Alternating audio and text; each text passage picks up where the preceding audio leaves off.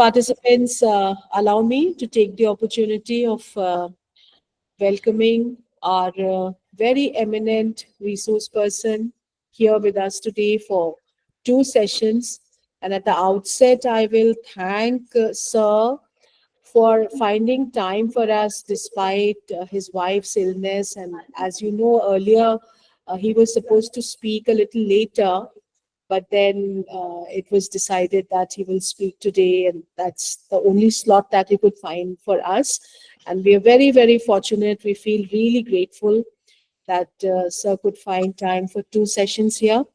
So sir Urdu में कहते हैं सूरज को चिराग दिखाना और तारुफ का मोहताज ना होना.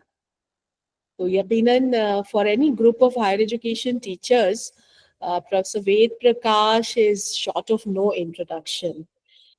We do not find his parallel as an academic leader who has been the former chairman of the UGC, Government of India, the former vice chairman, the former secretary, and he's holding honorary positions as the chairman advisory committee board of the KIIT University. He was the mentor of the TLC in the Guru Angad Dev College under the present scheme, the MMTTC, in which we are meeting. He's also the chairman of the Vidyavani Foundation, many foundations, and he has a DLIT, and he's been a US Fulbright fellow from the Michigan University. He's also been at the Harvard University with a professional experience of half a century. Professor Ved Prakash was also Vice Chancellor of the NIPA and the Director of the NIPA and Chairperson of the National Council for Teacher Education. He's visited several countries, and awards and honors galore have come his way. A lot of honoris causa degrees from universities like the Jadavpur University, Kolkata, and the Bilaspur University in Madhya Pradesh. He's been a team leader in UNESCO also.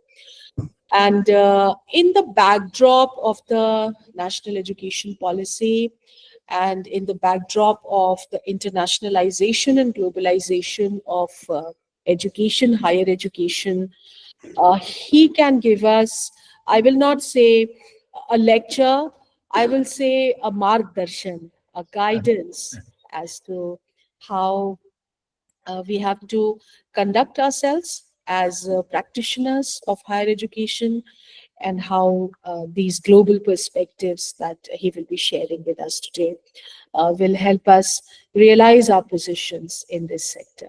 So thank you so much, sir. This is for the first time you're here with us in our faculty induction program. And as you can see, it's a large group of participants teaching various disciplines and teaching in various universities of the country. And for 1 hour, sir will speak. And then for the next half an hour, sir will be taking up your questions if you would like to. And he's here with us for 2 sessions. So, sir, it's over to you. Okay. And once again, very warm welcome. Very good morning to you, Professor Faiza, and all the participants of this faculty development program. Good morning, sir. Good morning, sir. Good morning, sir. Good morning, sir. Good morning. Good Good morning. morning, sir. Morning, sir.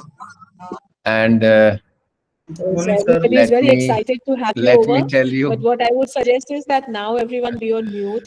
Let me. No, they were responding to my wishes. Actually, I'm grateful to each one of them. Professor Faiza, thank you very much for the kind words that you have used in my introduction. Let me tell the participants first. I met Professor Faiza a couple of years ago when I had gone to Aligarh Muslim University to deliver the foundation day, Sir Syed Khan Memorial Lecture in the Kennedy Hall. And since then, I grew to admire her as a true professional. I'm very fond of her, and I was feeling bad that I had to decline it on 18th and 19th because of some domestic commitments. But then I thought that I will try to finish it today. So I will be reflecting on two different aspects relating to higher education. And Prof. Faiza, I would want you to stay back at least for 5 minutes when I'm going to give Pleasure. the background, like the singers, they do riyaz, they they Ala, they in the beginning, I mean, they will take some time to come to the form. Uh, in the background, I would like to say that, my dear friends, you need to understand that education is a subject that has continued to evolve and extended its reach since the dawn of human history. And our leaders of the freedom movement era were fully aware of the significance of education. In fact, education, equality, and social justice were the main subjects of discourse during our freedom struggle. These subjects, I have no hesitation in saying that, and I am also a part of that. I'm also responsible because I have been a part of the system for a very long time, right from school education to higher education. These subjects, after independence, seem to have not attracted desirable attention. I have very appropriately chosen the word, actually. I mean, they seem to have, I'm saying, not attracted desirable attention, the attention that they ought to have deserved.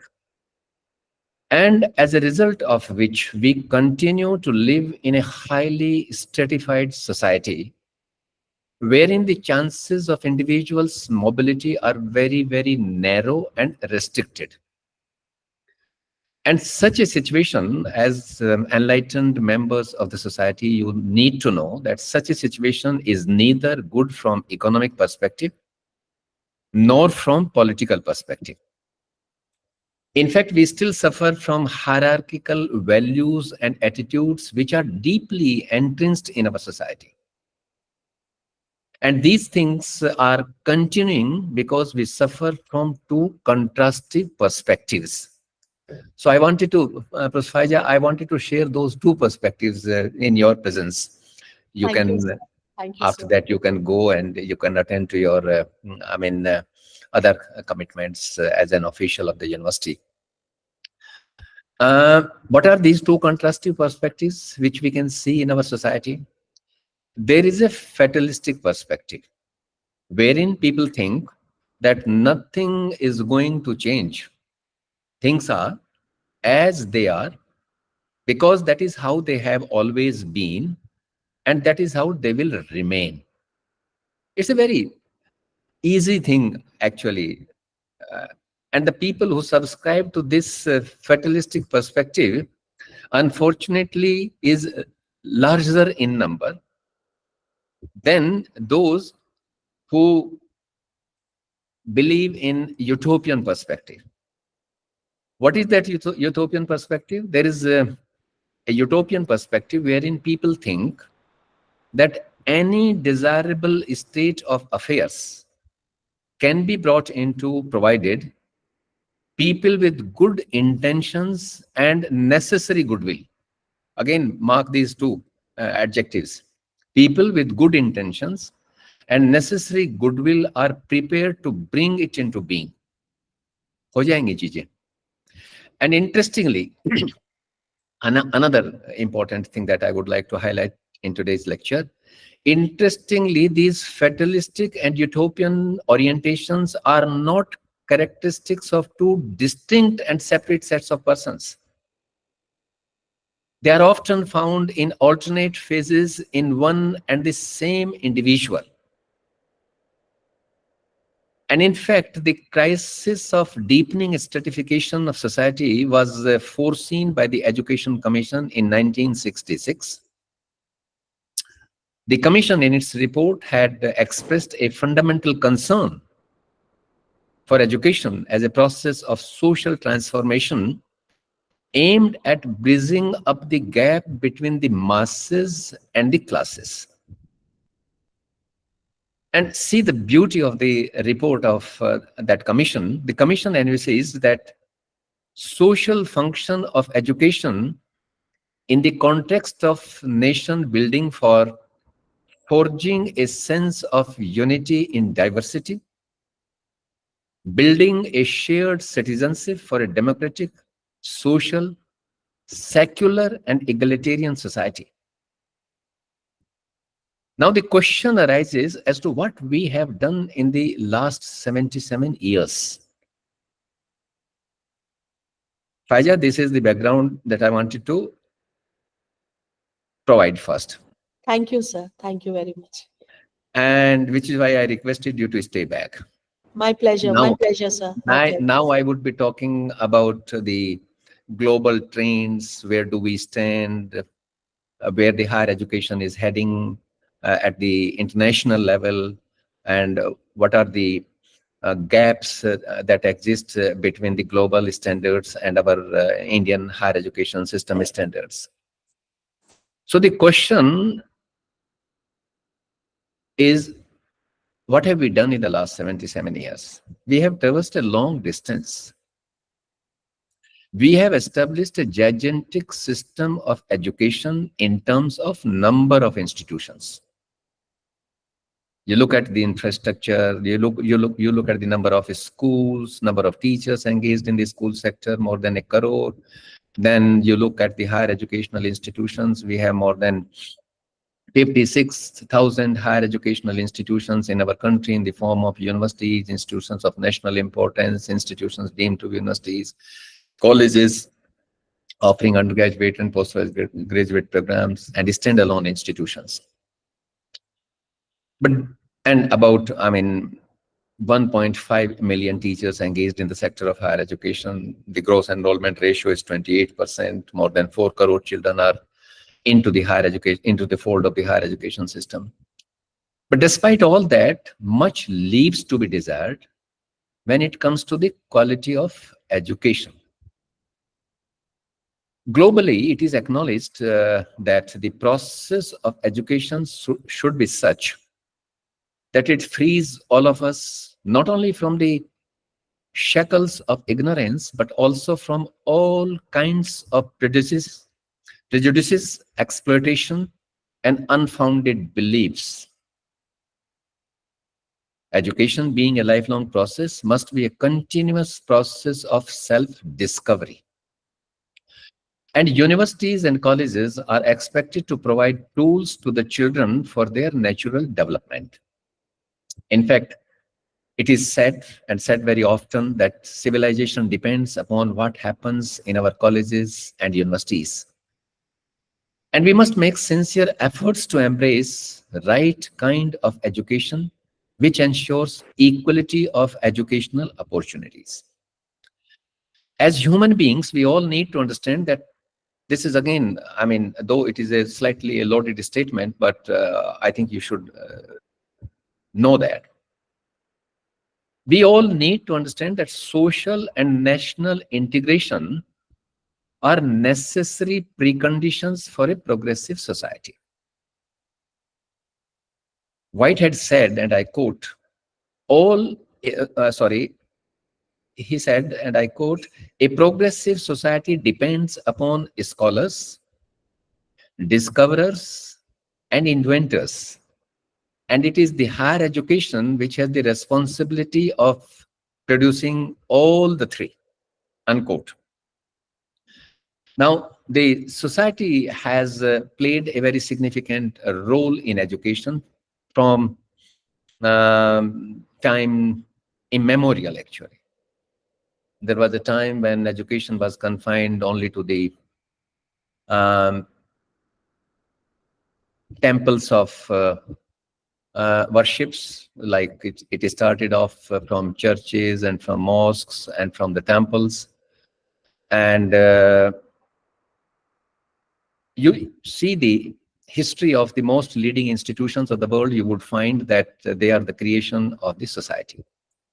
Globally, the society is known to have contributed in a variety of ways, in the form of donations, philanthropy, in the form of foundations, in the form of the scholarships, etc.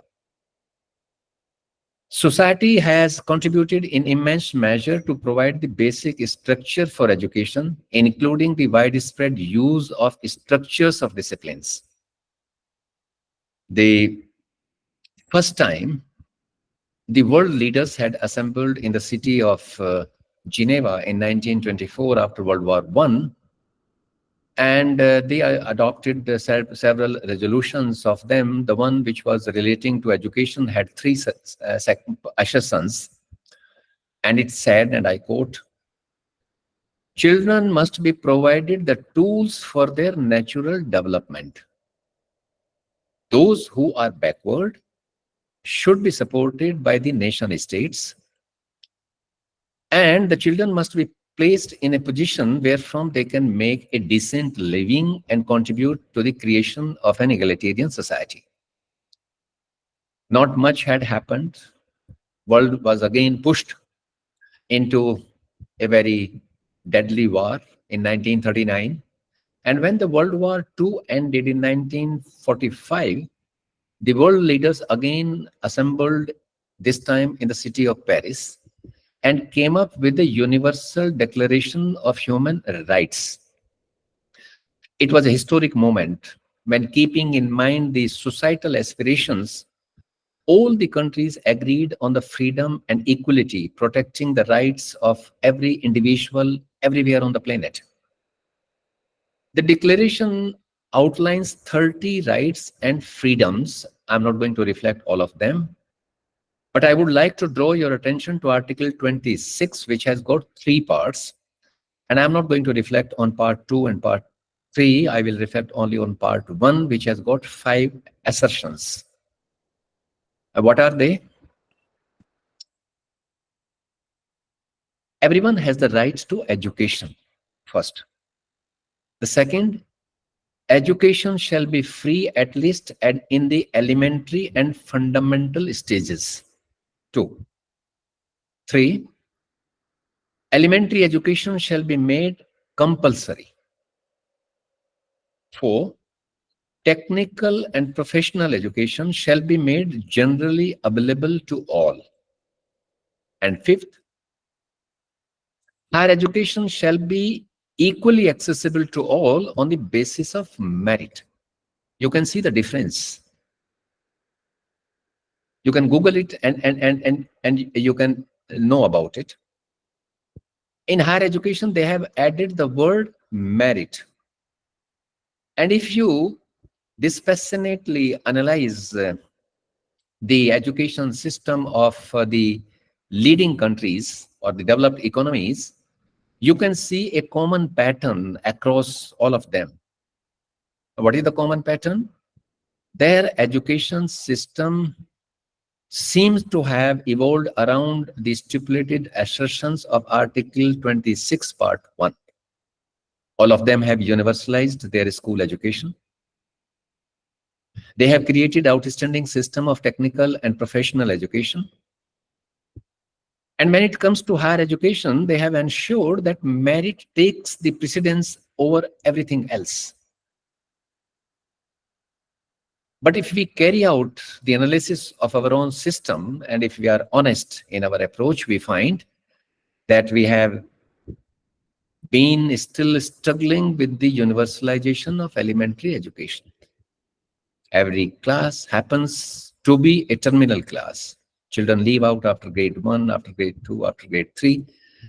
And they don't leave out because they want to leave out. They don't want to leave out, but they get pushed out of the system. The system is such that it is not holding them back. We have not been able to provide technical and professional education to the eligible population, though we have been talking about the demographic dividends for a very long time. And we take a lot of pride being the youngest nation on the planet. We make tall claims. But you know the situation, the kind of mismatch we have between skilled workforce, between demand and supply.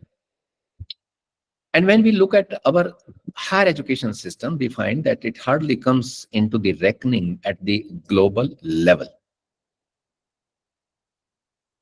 This is one thing that we should know. The another thing is, I would like to draw your attention to the UNESCO's latest report, actually.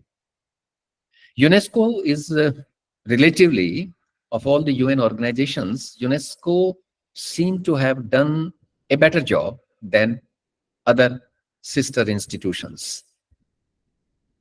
Had they done a good job, we would not have the wars between, Israel and Palestine, or Israel and other neighboring countries, and similarly between Ukraine and Russia, those kinds of things. UNESCO is an organization which has been championing the rights to education at all levels, including higher education. UNESCO believes that tuition-free public higher education is an important step in this direction. And free access to quality higher education for all appears imminent for realizing the Sustainable Development Goal 4 by 2030. That is the goal which the UNESCO has set.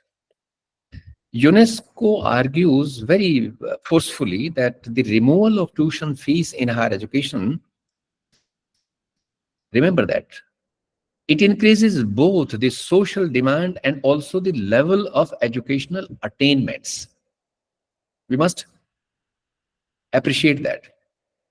It will increase the social demand and it will also increase the educational attainments, educational standards. Because when we make higher education expensive beyond the reach of the common person, then we stand to lose out the larger talent pool that we are not realizing. UNESCO has conducted a survey of 146 member states. And that survey revealed that there are 41 countries in the world which have already mandated free higher education by law. And if you analyze the profile of these 46 countries, some of them, close to 30% of them, are low and lower middle income countries, but they have taken that decision.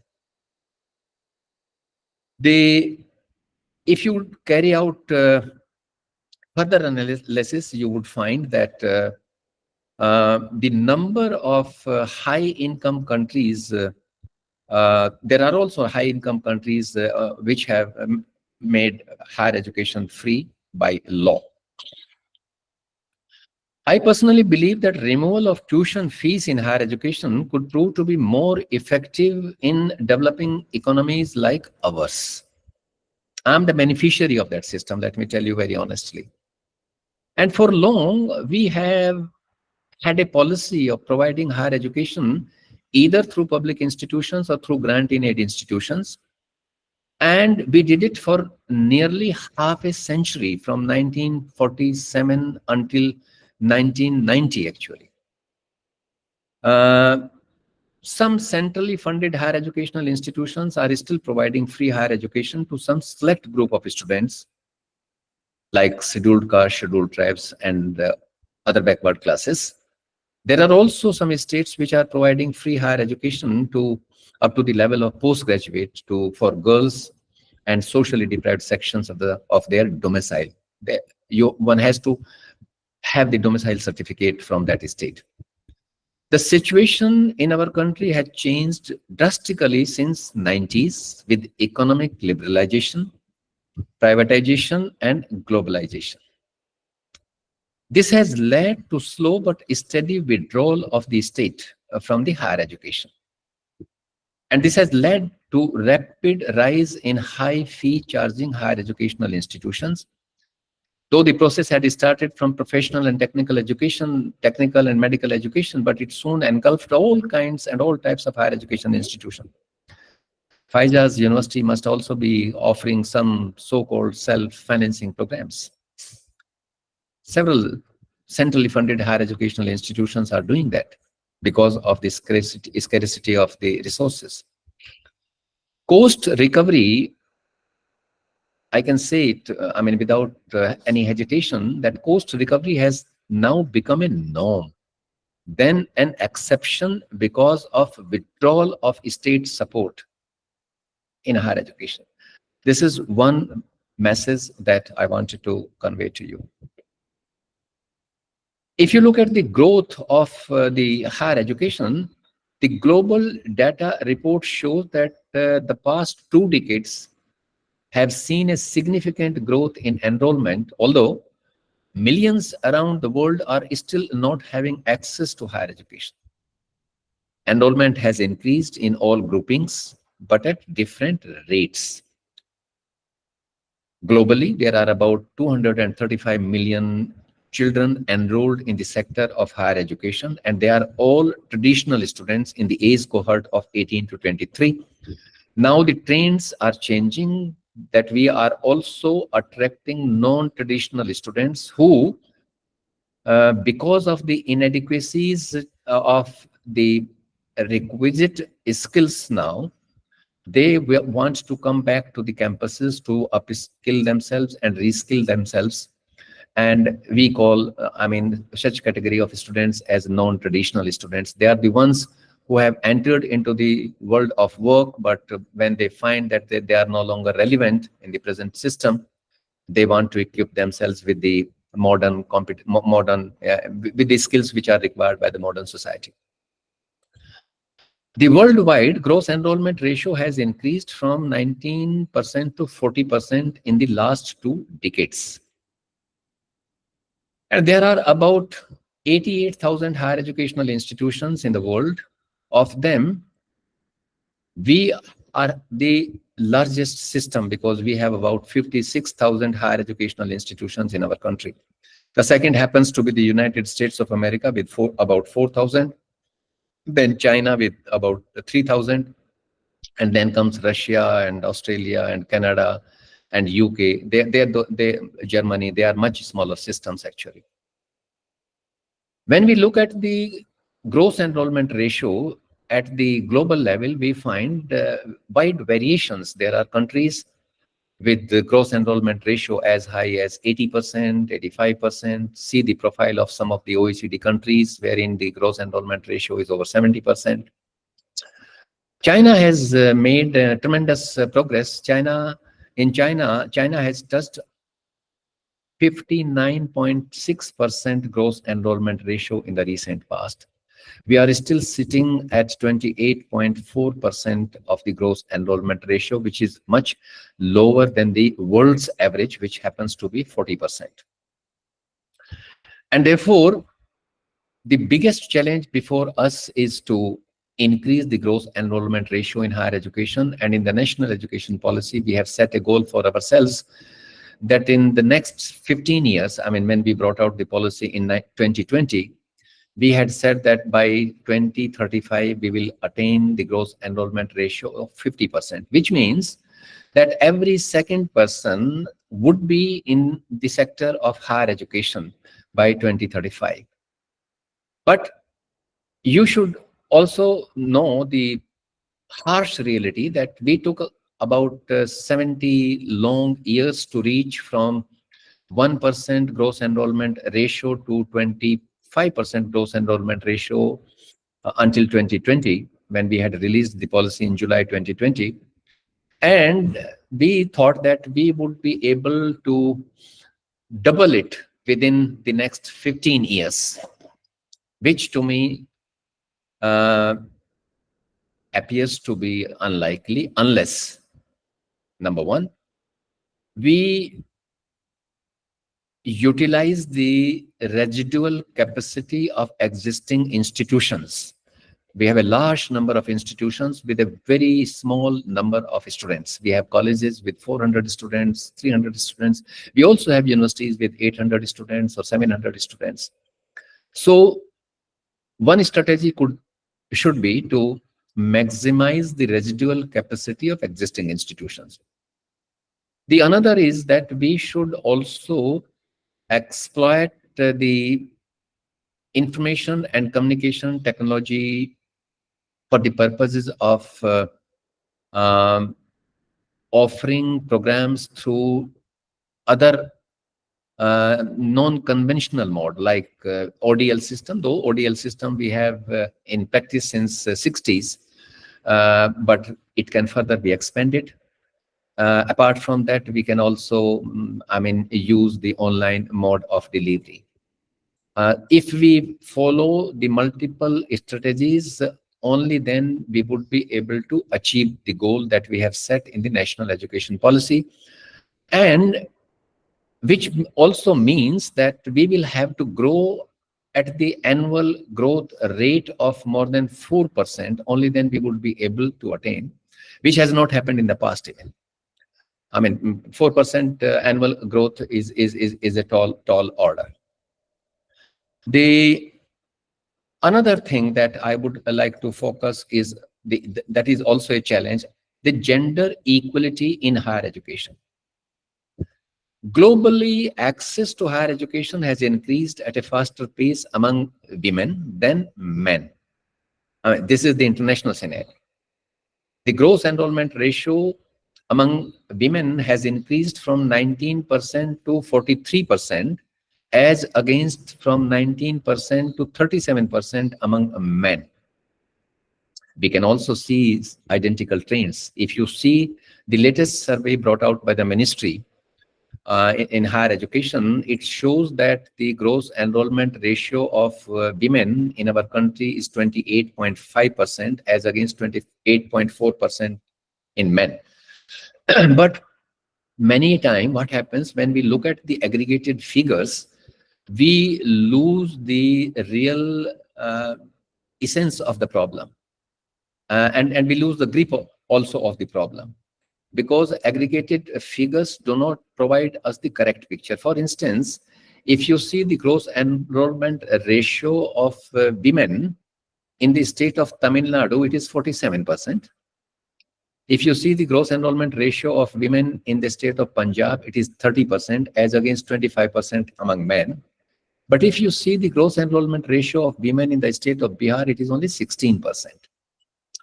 And which is why, single prescription is not going to work in any sector of school education, neither at a school level nor in higher education level, that we should realize whilst planning for the expansion of educational facilities in the country.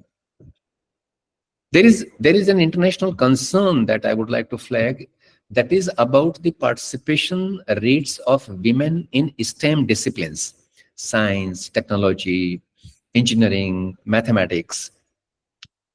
There is a gap of 18 percentage point.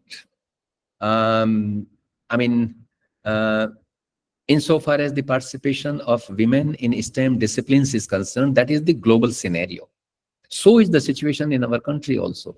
You look at the participation rates of girls in the premier institutions like IITs and AMS and central educational institutions, you will find their participation rates much lower than their counterparts.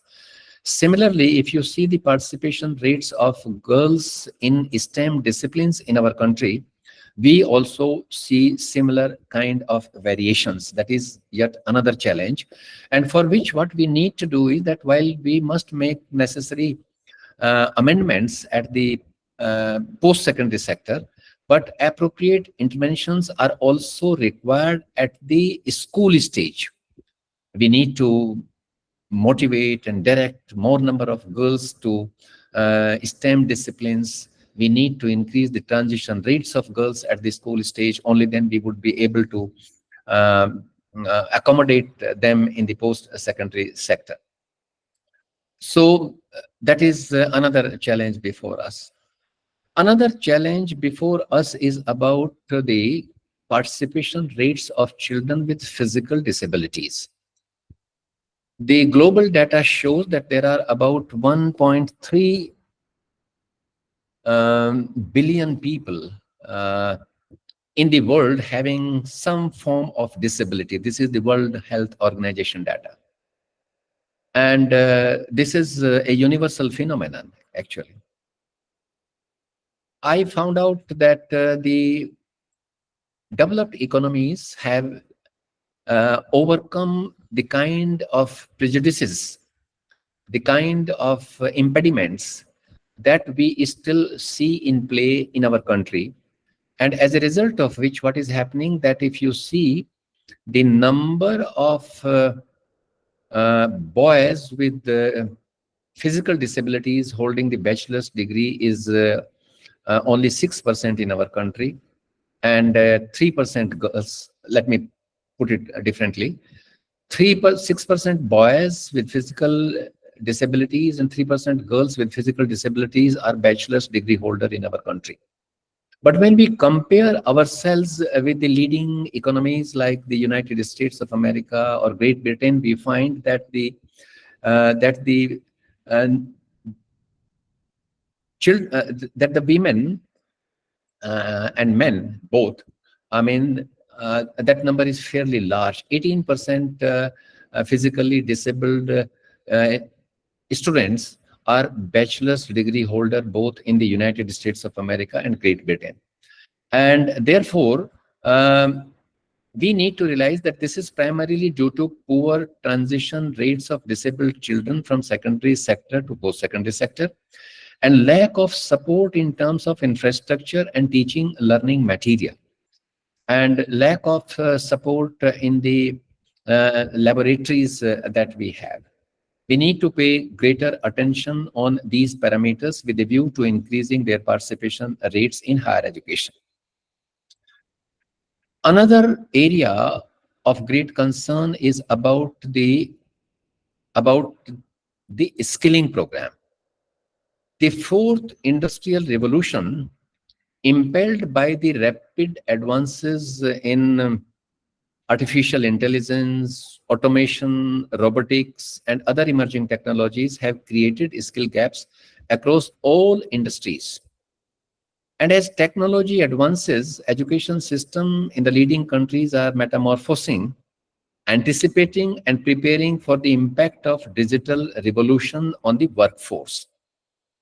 And for this reason, leading countries have been reimagining their curricular provisions and degree programs to meet the needs of the modern learners.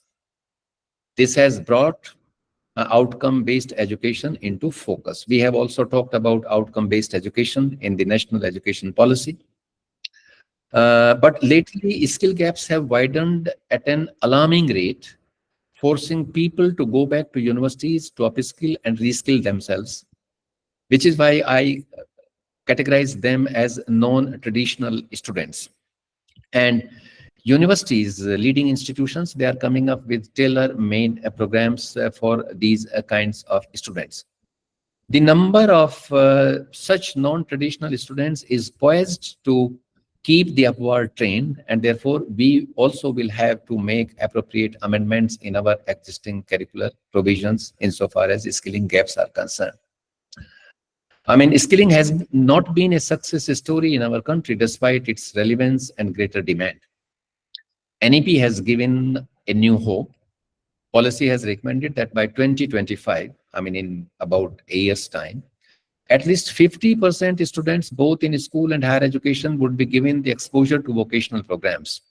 We are still struggling with the revision of the National Skill Qualification Framework that we have brought out. We are still struggling for the institutionalization of the National Credit Framework, which the University Grants Commission has brought out, which is a framework which provides for a seamless movement of students from vocational education to general education and vice versa. The another area of greater concern is about the interdisciplinary teaching and learning. Though in the policy we have talked about transdisciplinary research, interdisciplinary research, but we have not talked very emphatically about the interdisciplinary approach of teaching and learning, which is, I mean, which has gained momentum in the Western world for several years actually, much before actually. And because this approach offers significant benefits besides preparing students for complex real world problem, What we need to do is that we also need to switch over to interdisciplinary teaching and learning. It requires dismantling of boundaries across the disciplines, like it was stated by Yashpal Committee report, mentioned in Yashpal Committee report, which was brought out in 2010, Renovation and Rejuvenation of Higher Education. It involves integrating multiple disciplines to provide a more comprehensive understanding of complex topics. This approach encourages students to draw connections between subjects, fostering a more holistic and nuanced perspective. It inculcates and promotes generic abilities amongst students when they start connecting different disciplines, concepts and theories and principles of different disciplines. Leading universities are developing thematic units, designing integrated curriculum, switching over to project-based learning, organizing a rigorous professional development program, and resorting to team teaching by involving teachers from related disciplines in planning and delivering lessons. I think this is also a challenge before us. We need to take it head on. Another area of concern which we need to maximize is the role of technology in higher education. Technology has always played an important role in the society, actually. When we did not have the printed material, and when we received the printed material, we said that, oh, it is going to revolutionize the education sector, actually. And it has indeed done that. Currently, we are living in an era where technological advances are more common than anything else. And in fact, there is a race going on between education and technology, and this race will continue to accelerate in times to come. And those of us who would be caught unaware, they would lose their relevance, in the profession.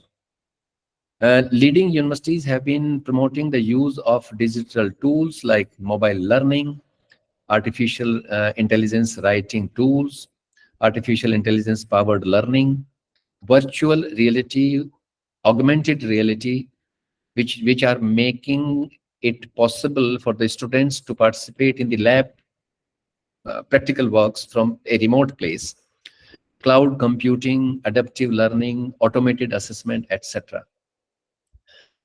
We have, for instance, the MOOCs movement has also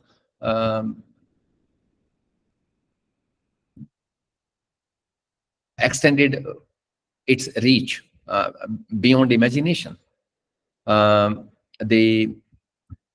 We have made a beginning. We started an initiative in the name of NPTEL, National Program on Technology Enhanced Learning in University Level STEM Disciplines, in 2003 through a consortium of IITs and Indian Institute of Science, Bangalore. University Grants Commission has also launched the EPG Pathshala program under NMEICT in 2009 and developed multiple courses at the undergraduate and the postgraduate levels. The idea of online mode of delivery in Indian university system was also mooted by the University Grants Commission in 2016, permitting universities to offer only 20% of the course content through online mode. And the idea at that point in time was that let the universities gain expertise, gain experience and expertise over a period of time. And once they have that, and once they reach the stage where from they can do justice with the social requirements and the technological requirements, then they can offer the online programs on 100% basis. But because of the emerging demand of the university system, the University Grants Commission has brought out an integrated regulations to enable universities to offer full-fledged online undergraduate and postgraduate programs. They have laid down certain stipulations that universities which have received the CGPA of 3.26 and above, or NIRF ranking in top 100 in 2 of the 3 consecutive cycles, they can offer 3 undergraduate programs and 10 postgraduate programs in online mode on 100% basis. in areas which in which they are offering programs in conventional mode. As of now, though, there are very few universities that can honestly fulfill all technical, academic, and social requirement. I'm combining these three together. If as a university we have enrolled somebody in an online program, then we have an obligation that we should see to it that if that child does not have access to the smart devices, those smart devices are made available to them. But I don't think at present the universities have reached that stage. The another issue that we have underlined in the national education policy is about the diversification of campuses in terms of student population. We have talked about the internationalization of higher education.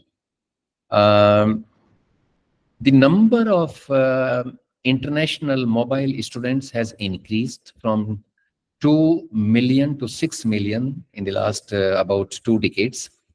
And countries like US and Canada and the UK and China, Singapore, they continue to attract large number of international students. We are lagging behind them. You will be surprised to know that the US continues to be the most sought after destination. They are hosting about 1 million international students. UK is hosting about 600,000 students. And China, in the recent past, they have come up with such proactive policies that they are hosting now 500,000 international students. And recently, Singapore and South Korea are also emerging as the hub for the international students. But when we analyze our own system, we find that hardly 47,000 international students are hosted on the campuses of our institutions. And there are only a couple of institutions which are doing that. And that too, we are attracting these international students only from the neighboring countries because of certain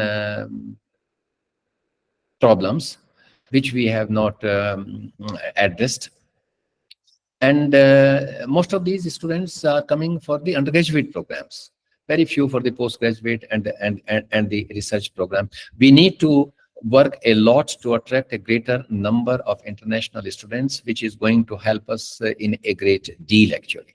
Our children are going to learn a great deal by way of interacting with the students coming from different cultures, actually. They will have to understand their own culture, because without understanding our own culture, we cannot enter into the culture of other students. So it would be a win-win situation for both.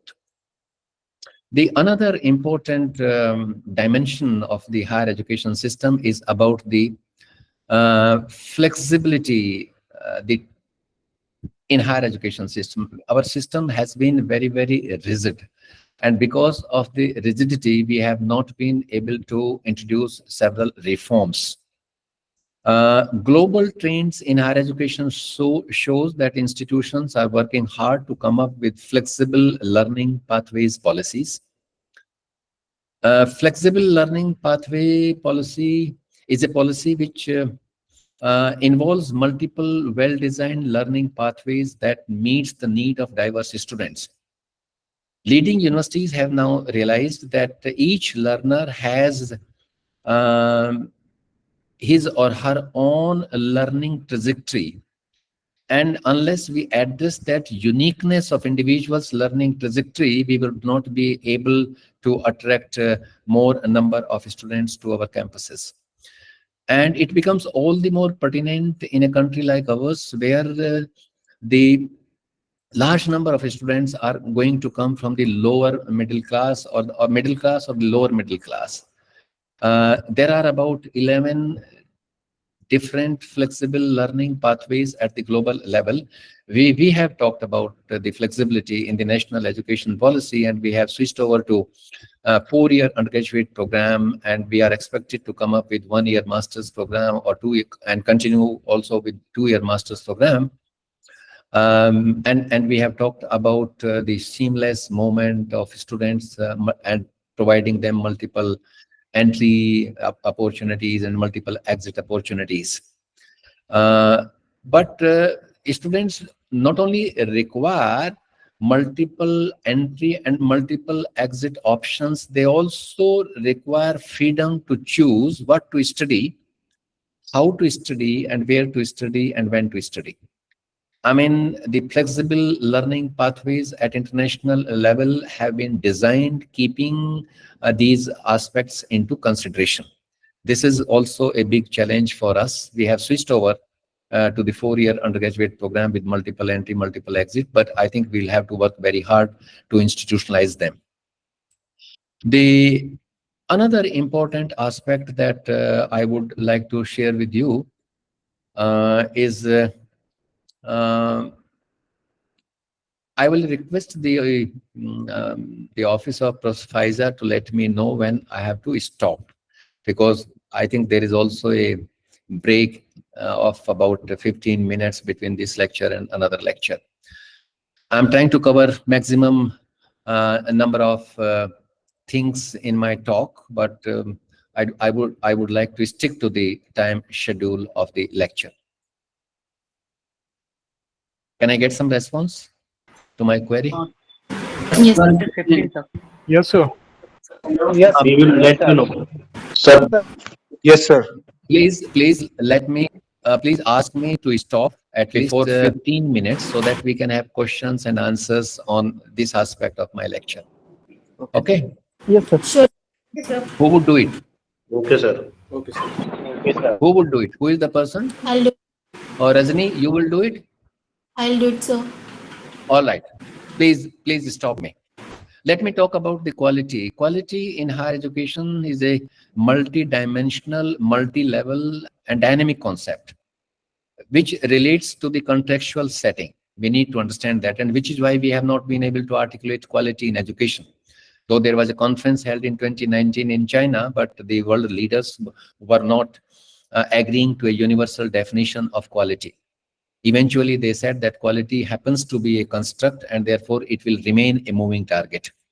There are multiple agencies at the global level. More than 345 agencies are there, which are assessing the quality of individual institutions, and which have recommended that each country should come up with the national qualification framework, national higher education qualification framework. We have also brought out for the first time national higher education qualification framework, which was not available until now. We have 3 national level resource institutions which are into the assessment of the quality. One is the NAC, which does institutional accreditation. Another is NBA, which does program accreditation. And we have also come up with an NIRF, National Institutional Ranking Framework, since 2015. Now we are ranking institutions under 11 different categories. You can you can go to the sites of these organizations and you can see what kinds of parameters are they going to employ, because I would not be able to do justice in such a short span of time. I would like to cover another important aspect about the global ranking in higher education. This is the question which is posed to us time and again as to why our institutions are not figuring in global ranking. I was looking into the data of the QS ranking of 2025, and I found out that close to 1,500 universities had participated from about 105 different countries in that ranking. And ranking was based on 13 performance indicators. And of the top 10 universities, I found that 4 of them are from United States of America, 4 from UK, 1 from Switzerland, and 1 from Singapore. And if you go a little further and try to see the first 100 universities, you again find that 24 of them are from United States of America. They continue to dominate. 13 from UK, 9 from Australia, and 5 from China. China has recently invested a lot of resources, to find places in the global ranking. And 5 of their universities have figured in the top 100 this time. The first institution of ours, which happens to be IIT Delhi, is ranked 150th, and Indian Institute of Science Bangalore, which is a research intensive university of ours, institution of ours, that has been ranked 211th. I would like to say only this much. I would like to focus more on research. Universities, of course, have the dual responsibility, all of us know, to serve the local needs on the one hand, and to address the global concerns through research on the other. Modern societies need greater number of research universities. I was looking into the global trends, and I found out that more and more a number of research intensive universities are focusing on interdisciplinary research, which involves the integration of methods, theories, and concepts from multiple disciplines to address complex questions with real problems. And if you see the past trends of the Nobel Prize winners, you would find that majority of the Nobel laureates in the recent past are those who defied the specific boundaries of a particular discipline. So interdisciplinary research is of paramount significance. We have talked about it in our national education policy, but what are we doing? We are still continuing with the disciplinary research. Very few institutions are engaged in multi-disciplinary research. For instance, the problem remains the same, but people from different disciplines like physics and chemistry, they are looking at that problem, or from medicine, they are looking at the same problem. We call it multidisciplinary research. We are not into interdisciplinary research, which is a matter of great concern. And while most of the leading universities have already moved towards interdisciplinary research, Indian universities are still pursuing discipline-specific research. I will give you some flavor of the share of different countries in global research. The share of US universities in global research is close to 17%. They are publishing around 700,000 research papers annually. They are spending 3.46% of their GDP on research, which is why, I mean, their share is so large. Interestingly, they have been outranked by China in the recent past. The share of Chinese universities in global research is 19.8%. I mean, they are publishing more than 1 million research papers annually. Our share of research, our share in global research is only about 8%. We are publishing around 275,000 research papers annually. UK's share is also as much as that of ours, but UK is spending 2.46% of its GDP on research, whereas we are spending only 0.65% of GDP on our research, which is a great concern. I hope that with the establishment of the National Research Foundation, we will have more resources for the universities now to undertake interdisciplinary research, which continues to be a major concern for us. I would now like to say something, what is the way forward. Evidently, higher education has undergone significant shifts in recent years. With rapidly changing landscape, the public sentiments about the value of higher education provided by most institutions is also shifting. People are asking very insightful questions, and for them, we have very weak answers. Our challenges are manifold, commencing from shortage of faculty, access, equity, rising cost, reduced revenues, declining enrollment in certain disciplines, demand for high opportunity programs, diminishing quality of research, etc., etc.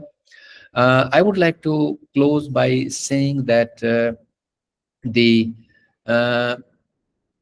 current trends highlight the need for a reimagined approach to giving futuristic orientation to interdisciplinary teaching and learning, maximizing the use of technology, enhancing the student support services, strengthening industry partnership, and enhancing funding, particularly for the um, benefit of the children coming from the marginalized sections of the society, and strengthening of faculty and improving operational efficiency. And all this needs to be done from micro level to macro level, including meso level. Meso level is the level at the institution level. Micro level is the level at the smallest unit of the university system. And macro level is the entire higher education, Indian higher education system as such. Thus, the key lies in continuous adaptation and evaluation of educational offerings. It would require a very dynamic approach, greater resources in this ever-evolving economic landscape, with the full support of the federal government and the provincial government. That is what is needed to make Indian higher education system to reckon with at the international level. I will close now, Professor Rajan Rawat, at this stage. Yes. If you have questions, I would like to answer to those questions. I think I have taken 1 full hour, 60 minutes. Okay, it is 11:46. I had started at 10:45. First of all, thank you so much, sir, for giving us such an informative session. And Well, I'm Rajni Rawat, Assistant Professor of Commerce, Government Degree College, Shravasti. Sir, I am sure you must have corruption in higher education. You told I'm us not able many. to hear. I'm not able to hear you. Can you be a little louder, please? Yes, sir. Yes, sir. Sir, am I audible now? Yes, you are. Yeah. Sir, I was saying you must be aware of the corruption in higher education. You said many points regarding how can we increase the quality of our education, but how can we minimize? I won't say we can totally finish it or eradicate it, but we Why how are can you we? so? Why are you so pessimistic? No, Being a teacher, you are so pessimistic that you cannot eradicate corruption. Huh? no, sir.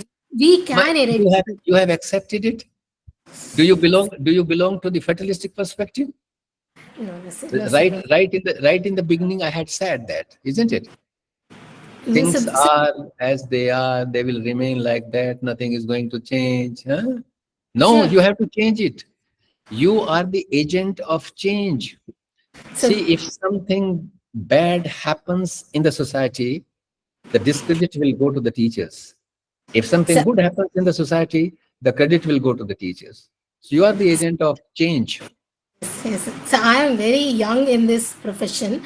So I So want to what? learn from you and your experience that Mhm. how can I and my colleagues we can help in the eradication of this corruption, because this corruption is really affecting the level of education and the services or the facilities that our If children if getting. if you have, um, I mean, uh, captured the video of my lecture, listen to the first part once again. Okay, I do not have a magic wand to eradicate it. But if we do our duty honestly, passionately, we can certainly eradicate it and we can minimize it. And education is the only means to do that. Education is the great leveler, actually. And which is why I said that education, equality, and social justice were the main subjects of discourse during our freedom struggle. But they seem to have not, add you very carefully chosen the words, but they seem to have not received desired attention after independence, and as Yes. a result of which we continue to live in a highly stratified society, which is neither good from the economic perspective nor from the political perspective. Okay, you need visionary leadership. You need leaders who love the people of the country. We have to keep the ideological differences away from the education. We must respect each and every ideology. I'm not against that. But when it comes to education, we should keep our ideologies far away. I will share my personal experience with you. I ran into a professor in Stanford University. He was a known ideologue of a particular ideology. And he said, Ved Prakash, when I enter into my classroom, I leave my ideology outside the door. And I'm very conscious about it. That is what is required. Okay? So let us not accept that things will remain like that and that we would not be able to see what is the purpose of education actually. It is all about the well-being of the individual. If we are not able to prepare children to make distinction between what is good and what is not good, if we are not able to tell our children that you must have the fullest command on your mind, you should not hand over the command of your mind to somebody else. Are we doing that? I think we have failed as teachers. And I would like to quote the Chancellor of Germany. After Germany was completely devastated, and when Bismarck took over as the first Chancellor of Germany, he said, and I quote, "Our generals have let us down, but I hope our teachers are going to help build us a great Germany." And see, if today European Union is thriving or sustaining, it is entirely because of Germany. Germany has come up with such a superpower actually in such a short span of time. Similarly, Japan. I mean, Japan was completely devastated in 1945. And how quickly they stood on their own feet. So it requires visionary leadership at all levels, leaders who love the people of the country. Okay, then we can Thank you so much. do of it. Yeah, some Ankit Kohli is raising his hand. Yes, Ankit? Professor Ankit?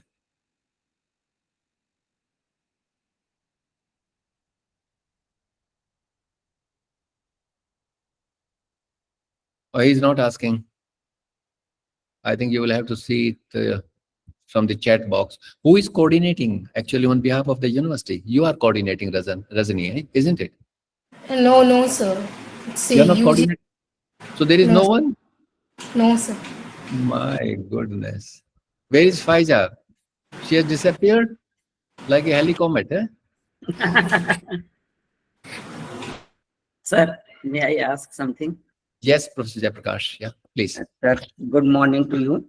Sir, Good morning. first, I am very glad to see you on this platform and listen you, because earlier we saw the letter written by the UGC chairperson in our university. So first time I get the chance to listen you. Sir, my question as per your lecture, I realize that the liberalization of economy is only beneficial when the higher education will be free to everybody. But the gradually government is withdrawing the support of higher education in the term of GDP.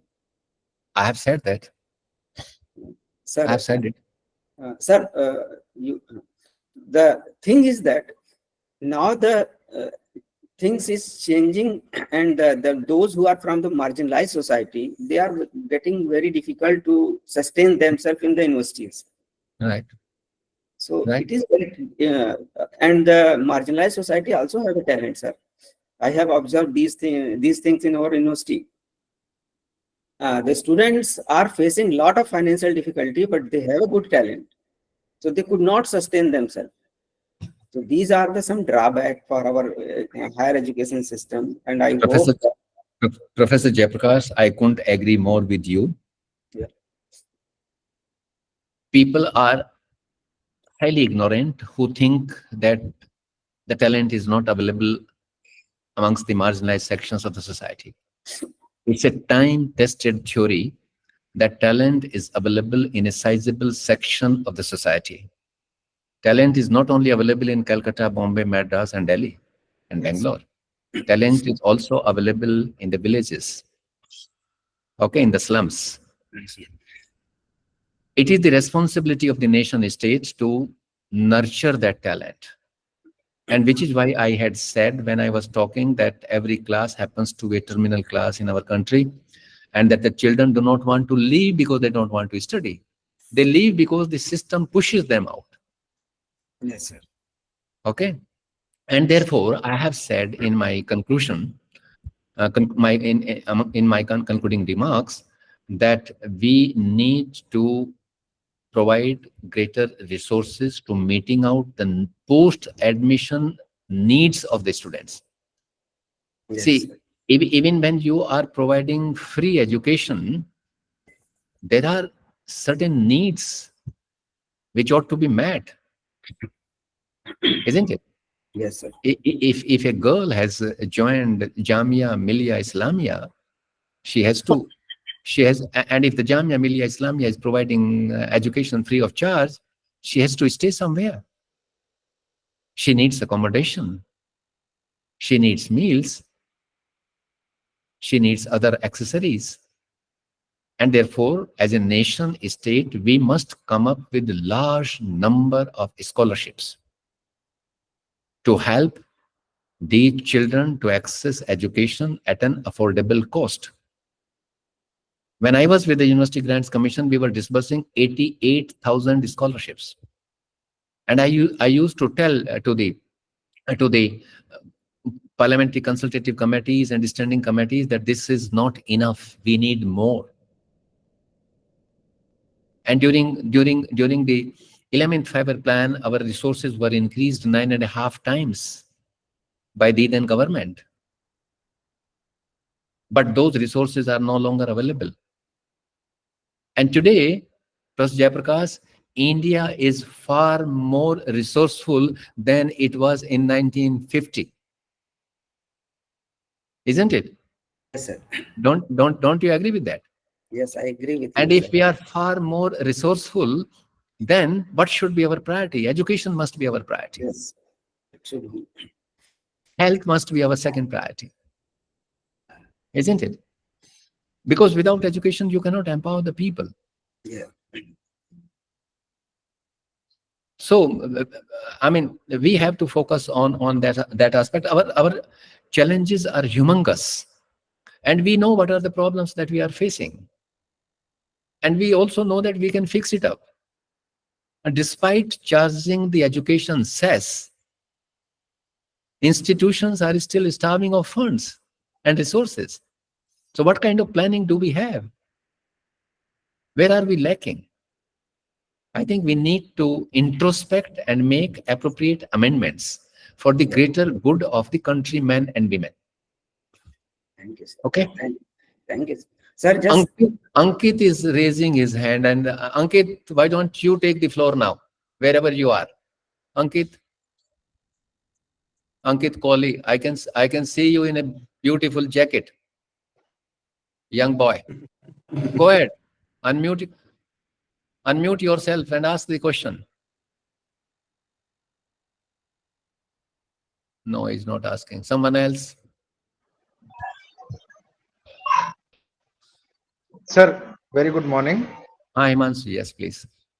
Sir, I am Dr. Himanshu Pandey from MM College, Modiwar. Oh, yes. Sir, my question is you are my neighbor. Okay. Sir, this is through this platform we get an offer to talk to you. It is great moment for us that we are able to talk to you. Come on, I belong to your tribe. There is nothing special about it. And let me tell you, I have a very sweet memories of your college. In 1972, I had visited it Yes, when sir. when I was working as an activist, as a student activist. Then I had Okay, come fine. to your college. Uh, Okay, go ahead. What is your question, Himanshu? Please. Sir, the question is regarding to something out from what you have told today. Sir, I have a query regarding as you have chaired the UGC. So my Yes. query is there is a clause given in UGC regulations that is Mhm. about the subject that is relevant, allied, and concerned. So, whether there is any list provided by the UGC for the relevant, allied, or concerned, or what does this mean? Relevant, and concerned. Professor Himanshu, I am not aware of that, but I can tell you one thing, that UGC is responsible to providing a broad framework insofar as higher education is concerned. UGC is not responsible for designing the curriculum and prescribing the syllabi. That should be that is the mandate of the individual institution of higher learning. Okay. Okay, fine. UGC is a regulator. UGC can only tell you that undergraduate program has to be of 4-year duration if you are going to award a bachelor's degree with research. 3-year program if you are going to award a bachelor degree without research, or a certificate program or diploma program. That is the job of the University Grants Commission. University Grants Commission's job is to um, um, specify the nomenclature of the degrees, generic. For instance, Bachelor of Arts. Within parentheses, it is again left to the wisdom of the individual institution to write whatever program they are offering. So, generic nomenclature is provided only by the University Grants Commission. The another Sir, responsibility of the University Grants Commission is to lay down the qualifications of the teachers. Okay. So yes, these are the broad areas wherein the UGC has to operate. UGC cannot dictate the university. UGC can only issue the advisory to the university. Remember one thing. UGC cannot issue a fiat to the university that you do this or you do that, because universities are also statutory bodies. They are also created by the sovereign bodies, which could either be the central government or the provincial governments. sir, Okay. but if institution is doing anything arbitrary, they Mhm. say they are saying that I am Certainly, talking. certainly, the UGC can intervene. Arbitrary. You have used the word arbitrary. If they are doing things arbitrarily, then UGC certainly can intervene.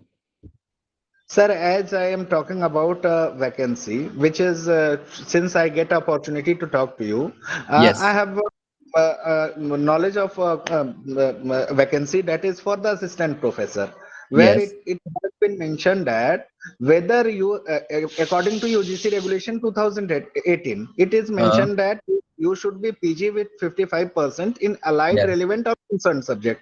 This is Yes. according to regulation, but Yes. they are not counting MBA They're not. against the They're vacancy not of counting what?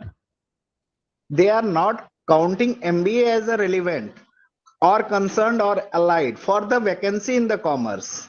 As UP government appointed us on the base of MBA in the for the This is teaching of this is this is a very specific case, Professor Himanshu. This ought to be addressed either by the concerned university, but if the concerned university is not able to resolve it, then you will have to write to the University Grants Commission. Okay, okay, fine, sir. to seek the clarification for that, as to what do Okay, they mean by that. okay, fine, sir. Thank you very much. Any other questions, please? It's 12:04. When are we to start the second lecture?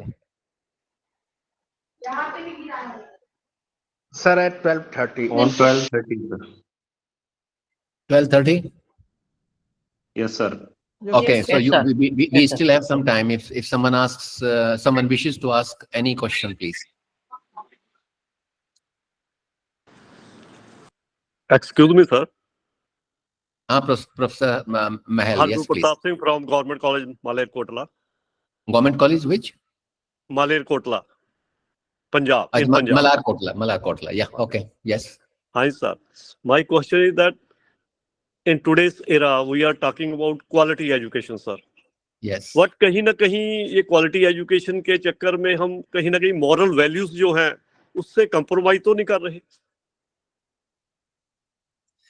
देखिए, I am of the opinion, Professor Mahel, education cannot be bereft of quality. Okay? Yes, sir. Education means enlightening one's mind by an enlightened mind. Okay? Okay, sir. And therefore, we unnecessarily put, because education can never be bereft of quality, but the concept of quality seeps into education, Professor Mahal, only when two major actors fail to achieve the educational expectations and educational aspirations. And who these two actors are?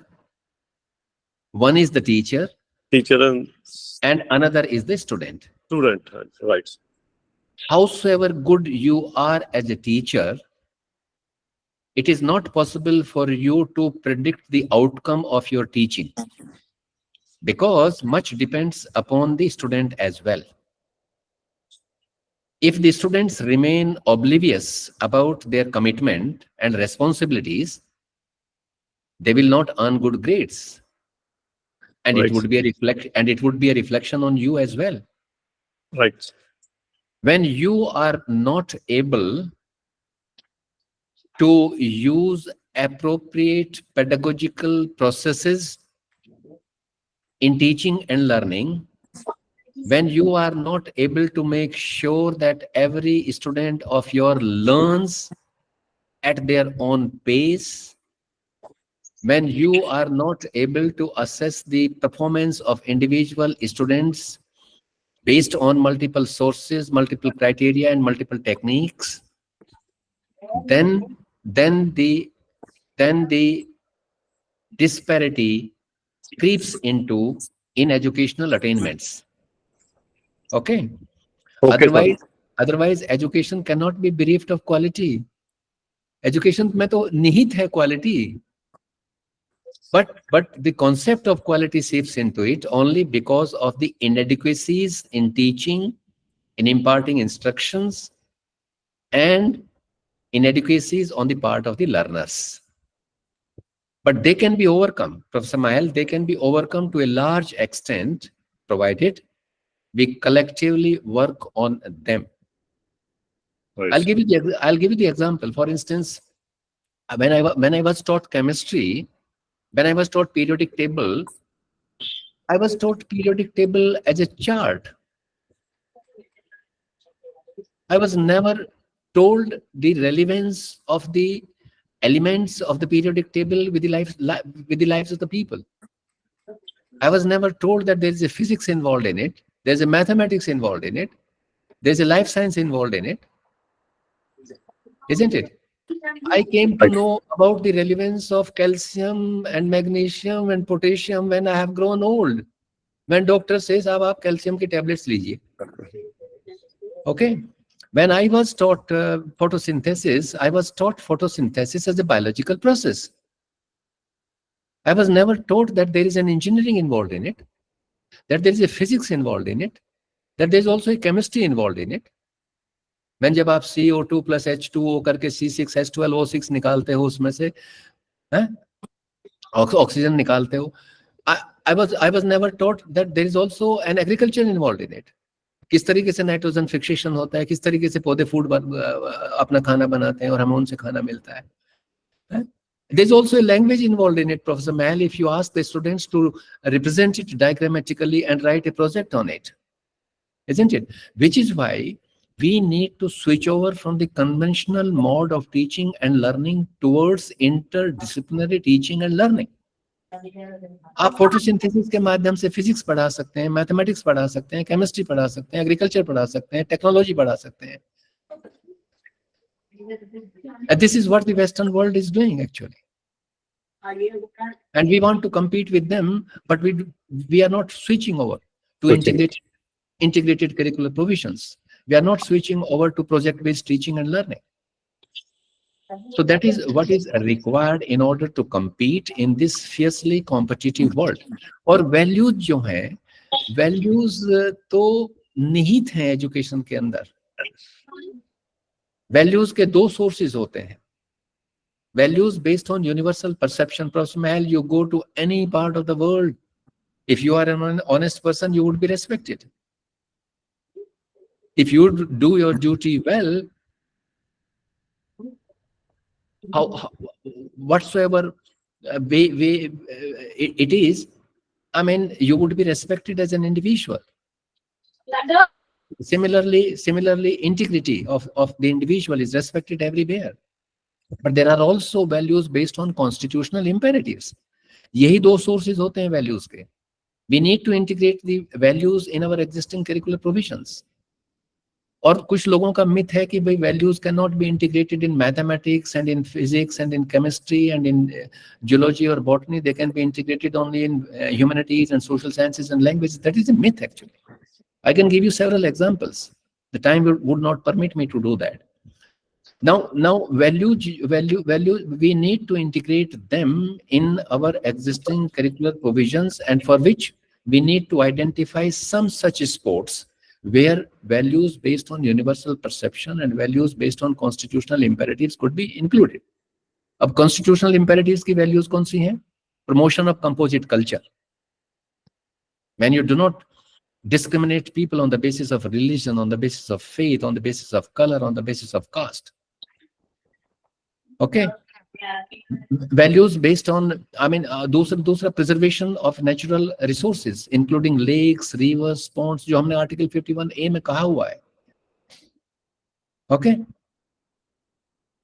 Values, I mean, these are the constitutional imperatives which we should include in our existing curricular provisions, and they can be included across different domains of knowledge. Okay. Okay. Thank you, sir. Thank you very much. You're welcome, sir. Thank you, sir. Thank you, sir. Who is it? Thank you, sir. Thank you, sir. Oh, everyone is. Thank you, Thank sir. you. I thought it's the coordinator. Thank you, sir. Thank you, sir. Okay. Thank you, Okay. sir. Thank you very much. Thank you, sir. But you are not asking probing questions. You are asking very mundane kinds of questions actually. आपको पूछना चाहिए कि how can we do integrated teaching and learning? How can we switch over to interdisciplinary research? What is the difference between disciplinary research, multidisciplinary research, and interdisciplinary research? Those kinds of things. Okay. Anyway, I have another question, so I will also take a break of 10 minutes. I decided to do it in one go because I had some other engagements and I was not free. And I was feeling guilty because I could not come on 18th and 19th, the commitment which I had made. So, All right, so let's. So hats off to your commitment, I must Faija, say. where were you? Where were Yeah. you? You were hiding? So, no, so I had a half an hour meeting actually to attend in the Okay. office. Good that you have come. Yes. So you have a break. Yes, sir. of It's 10 time for a 15 tell- minutes. And tell me what is my next topic? So your next topic is just a second. Just let me. So right now you have spoken on. Both of us have forgotten the next topic. No, sir. I I remember. Though Faija had written to me, but I've forgotten. I remembered only this first one. I'll tell you. Is it about governance or about national skilling program? No, so the other one was about governance. Governance, all right. Yes. Academic leadership, governance and management. Yes, academic. Okay, leadership. I'll do that. I will do that. So we So will. do you- We've sent you another link for that session. No, you have already sent it. You have Yes, already sent it. two separate links. So this one expires in 2 minutes. Okay. So next link we will wait for you to join 12:30. 12:30. Okay, good. I will have tea. Yes, and Yeah. I wish you were here so that we could have tea with you here. But Oh, I would love to come to your campus yeah, actually. yeah. So, sir, first session was on global trends in higher education, and second is on governance in higher education. All right. All right. All right. So, Okay. participants may please take a break and everybody have a cup of coffee and come back at 12:30. Thank you. Okay, ma'am. Okay, ma'am. Okay, ma'am. Thank you, ma'am. Thank you. Thank you. Thank you, ma'am. Thank you, ma'am. Thank you, ma'am.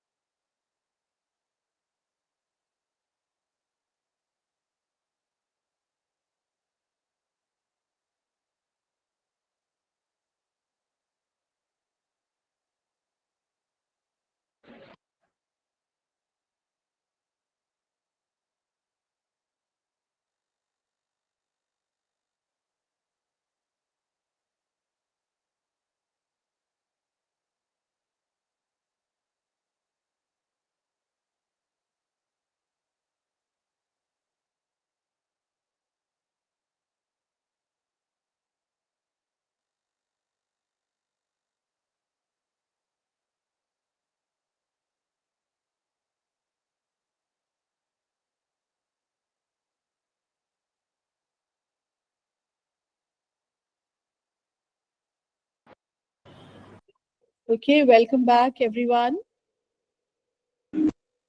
Thank you, ma'am. Thank you, ma'am. Good afternoon, ma'am. Thank you, ma'am. Good afternoon, ma'am. Good afternoon, ma'am. Good afternoon, ma'am. Good afternoon. Good afternoon, ma'am. Good afternoon, ma'am. Good afternoon, ma'am. So I'm sure the session by a very eminent resource person we have today is certainly going to be a memorable one for all of us. Yes, ma'am. Very informative lecture. Yeah. Yes, ma'am. Yes, ma'am. Yes, ma'am. Ma'am. I'm really glad sir could find time for us. I'm always after him to join us on some session, but sometimes he's busy. But this batch is really lucky that you have the time from him. Thank you, ma'am. Thank you, ma'am, for Thank you, ma'am. providing us a good For this. opportunity.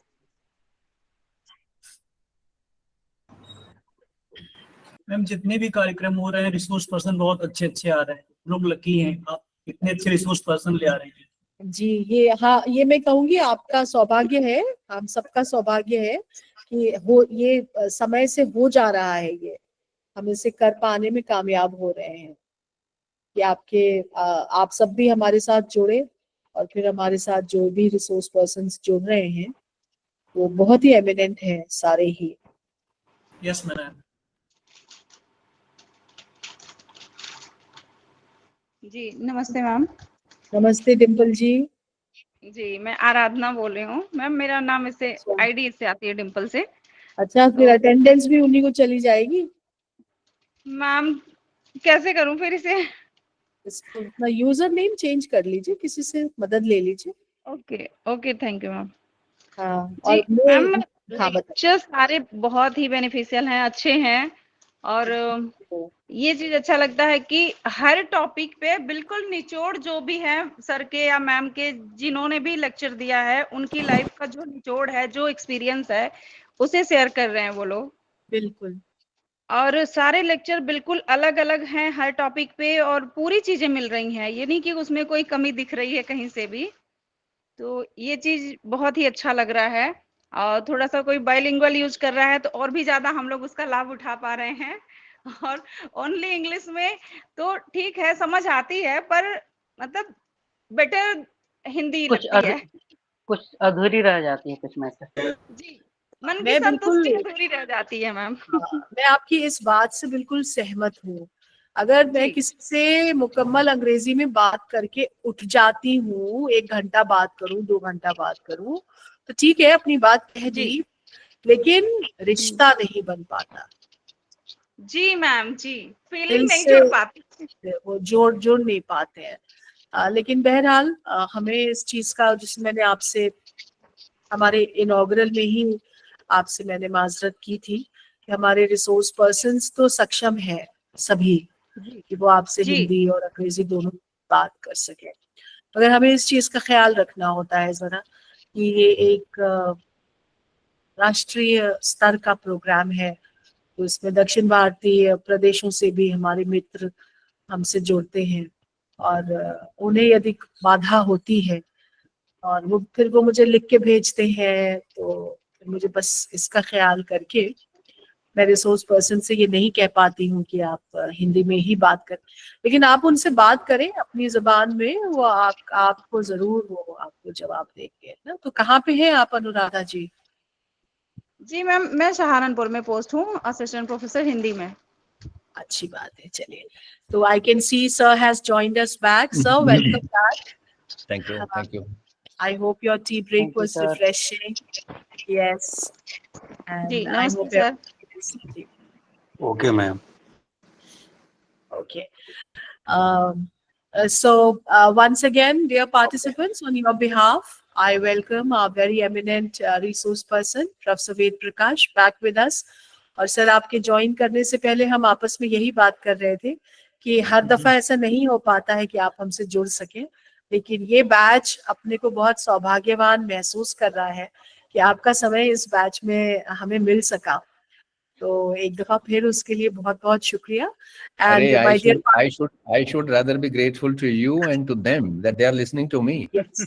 और retirement के बाद तो घर में नहीं सुनता कोई.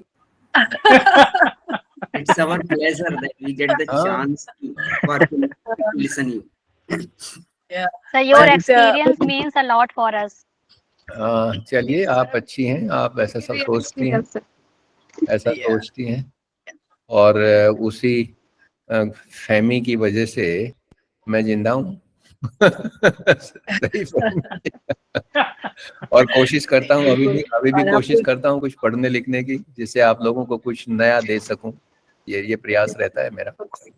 बिल्कुल. और हमारी दुआएं सर आपकी तवीलुल उम्री और आपकी सेहत तंदुरुस्ती के लिए. हमारी बहुत जी. हाँ, लेकिन ज्यादा लंबी उम्र नहीं होनी चाहिए फायजा. आपकी तरफ वो तो होनी चाहिए. वो स्वास्थ्य अच्छा हो, उस हिसाब स्वास्थ्य ठीक से रहना चाहिए. स्वास्थ्य ठीक रहना चाहिए. जी. तंदुरुस्ती 1000 नेमत. यस. या. जी. तो बहुत शुक्रिया. और participants, please join me in welcoming Prof Ved Prakash back. And as we said, now he will be speaking on academic leadership and governance. And who can be better than him? He has been VC.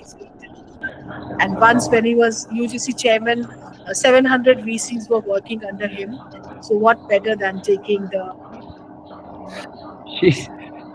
tips? Faiza makes me nervous actually by saying so. Actually, I was working for them.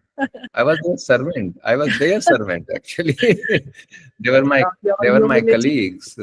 I was trying to help them in discharging their duty, and they were far more illustrious. Actually, I have been a very average person. और sir हम चाहेंगे कि हमारे teachers भी इसके लिए inspire हों कि वो एकेडमिक लीडरशिप के रोल्स को एक्सेप्ट करें, स्पेशली विमेन. मुझे बड़ा अफसोस होता है कि अगर एक रजिस्ट्रार की या कंट्रोलर की वैकेंसी निकलती है तो अपने आप ही the women teachers of the university they don't apply. And there are hardly any applications. So when we have to prepare ourselves for these roles only, then our representation will be equanimous. This is what I want to. And I think sir will certainly throw his light on this. चलिए, मेरे कुछ मीठे खट्टे experiences हैं, because I have been in administration for a fairly long time. I would like to share those experiences with you. I would also like to go into the theories and principles of governance, characteristics of a good leader, what are the concepts and ideals of autonomy, and how the governance structure can help our university system in discharging its roles and role and functions. So I would also be sharing some of the harsh realities with you. Governance of any organization is of paramount significance. Much depends upon the governance, actually. If you look at the profile of the leading countries of the world, you would give greater weightage to the governance system that they have adopted, and they have continually been evolving their own system. Governance is a system through which we can identify who are the people responsible for making decisions, who are the people having the authority, who can act on behalf of the organization, and who are the people who are accountable to run the affairs of the university system. We all know that without good governance, no organization can survive. We have the example of the University of Bologna, which was established in 1080. And since then, it is in operation. Won't you admire? I mean, such an illustrious institution of the world, which was established in 1080, and it is continually shaping up the lives of innumerable number of young boys and girls. It's remarkable. How have they evolved over the period of time? What kind of amendments they have made, and what have been the frequency of making those amendments to keep competing with the other institutions of the world. We all know that the world is under perennial transformation, and so is the education across the globe. And education is a subject which has continued to evolve and extended its reach and coverage since the dawn of human history. In recent time, education is undergoing unprecedented transformation. We are living in a fiercely competitive world. People are continuously moving the goalposts in education because there is no choice. We can see expression of extraordinary vision of education.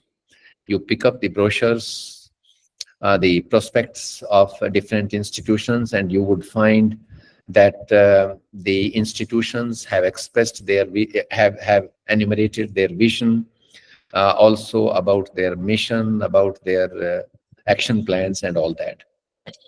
In my opinion, the vision of higher education cannot vary from institution to institution, actually. If you are a university in the true sense, which means if you are an organization where the universal knowledge exists, then the vision of the higher education cannot vary. It has to be the same. We may use different ways of expressing the vision. I would like to use my own way of expressing the vision of higher education. You can make amendment in that. The vision of higher education should be to expanding the frontiers of knowledge and widening the human base so as to enable the youth to realize their fullest potential to contribute to the creation of an egalitarian society. I would like to put it in simple words, actually. One cannot translate the vision into reality without good leadership and good governance. And it hardly needs any mention that all institutions of higher learning requires visionary leadership. A visionary is always known as half visionary because the person is envisioning something which is not visible, but he's or she is trying to envision that. And which is why, they are called half visionaries. Academic leadership in higher educational institution is altogether a different ball game. It's difficult to run the affairs of an educational institution, more difficult to run the affairs of an educational institution than to govern a district. Because you are presiding over the intellectuals, and they ought to be treated with respect and dignity. And which is why it becomes all the more difficult. And not only that, higher education, educational institutions are far more complex organizations. You not only have to govern the human resources, you also have to mobilize the physical resources to steering the affairs of the university system. And this job is getting harder and harder because of the complexities that are involved in steering the multi-dimensional affairs of the university system. Diversification of campuses in terms of faculty, in terms of students, in terms of curricular provisions, in terms of emergence of newer models of governance, is making the governance of an educational institution further complex. I'm not frightening you, but I'm cautioning you actually, and I'm telling you the dimensions of the governance of an educational institution. We need academically distinguished persons to lead every single institution of higher education. You would have seen in the past many a time the reins of the educational institution is handed over to people coming from other domains, which is not a very healthy practice. The person has to be from amongst us. And there are reasons for that.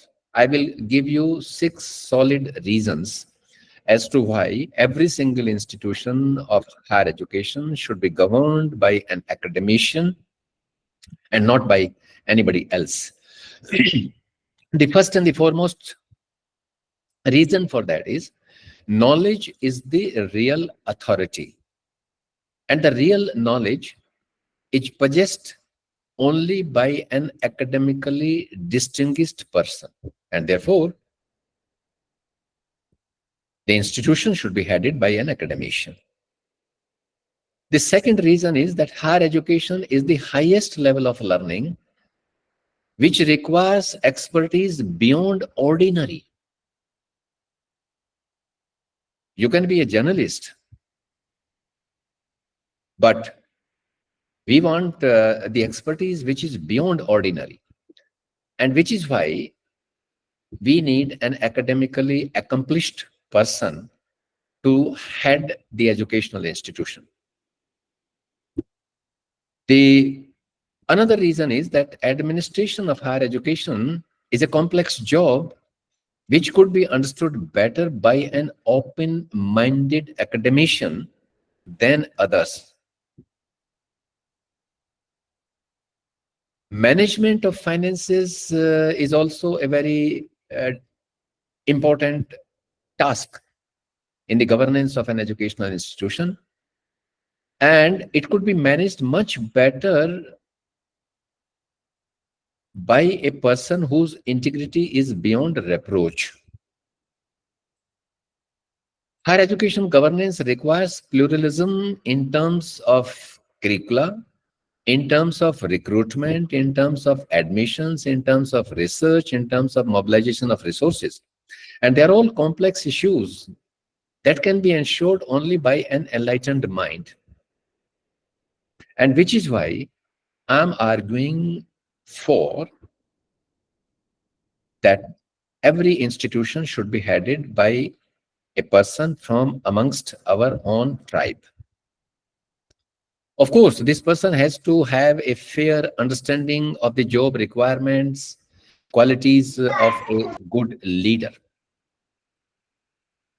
In the first place, I would let you know what are the different kinds of force powers which you will see in play during your lifetime, during your, stint in this teaching profession. And let me also tell you, why should you know it? You should know it because sooner or later, the opportunities are going to knock at your door. Today, you may not be thinking, but you do not know what is stored in the mother nature for you. When I started my career as a research assistant with the Association of Indian Universities, I had never ever thought that I would become the chairman of the University Grants Commission, that I would become the vice chancellor, that I would become the advisor education in the Planning Commission, that I would become a consultant in the World Bank, that I would also ever get an opportunity to go to Harvard University. And therefore, each one of you should think, because you have by choice entered into this profession, and therefore I would want you to aspire for the top slot in this area of development. And you should prepare yourself to take charge of an educational institution, maybe where you are working, maybe elsewhere. You can go anywhere. And you should never ever say no to your elevation in your career. I mean, unfortunately, what has happened and what we have done to the system is that once we become an assistant professor in an institution, over the years, we can become professor. And many people take a very casual attitude. They think that professor is a person of excellence. And if I have become a professor in the same institution, why should I move? I don't want to go anywhere else. We should not have that kind of an attitude. Whenever you get an opportunity and wherever you get an opportunity, the country belongs to you, the world belongs to you. You should never ever say no to your promotion, whatsoever the compulsions might be. You should try to overcome those compulsions.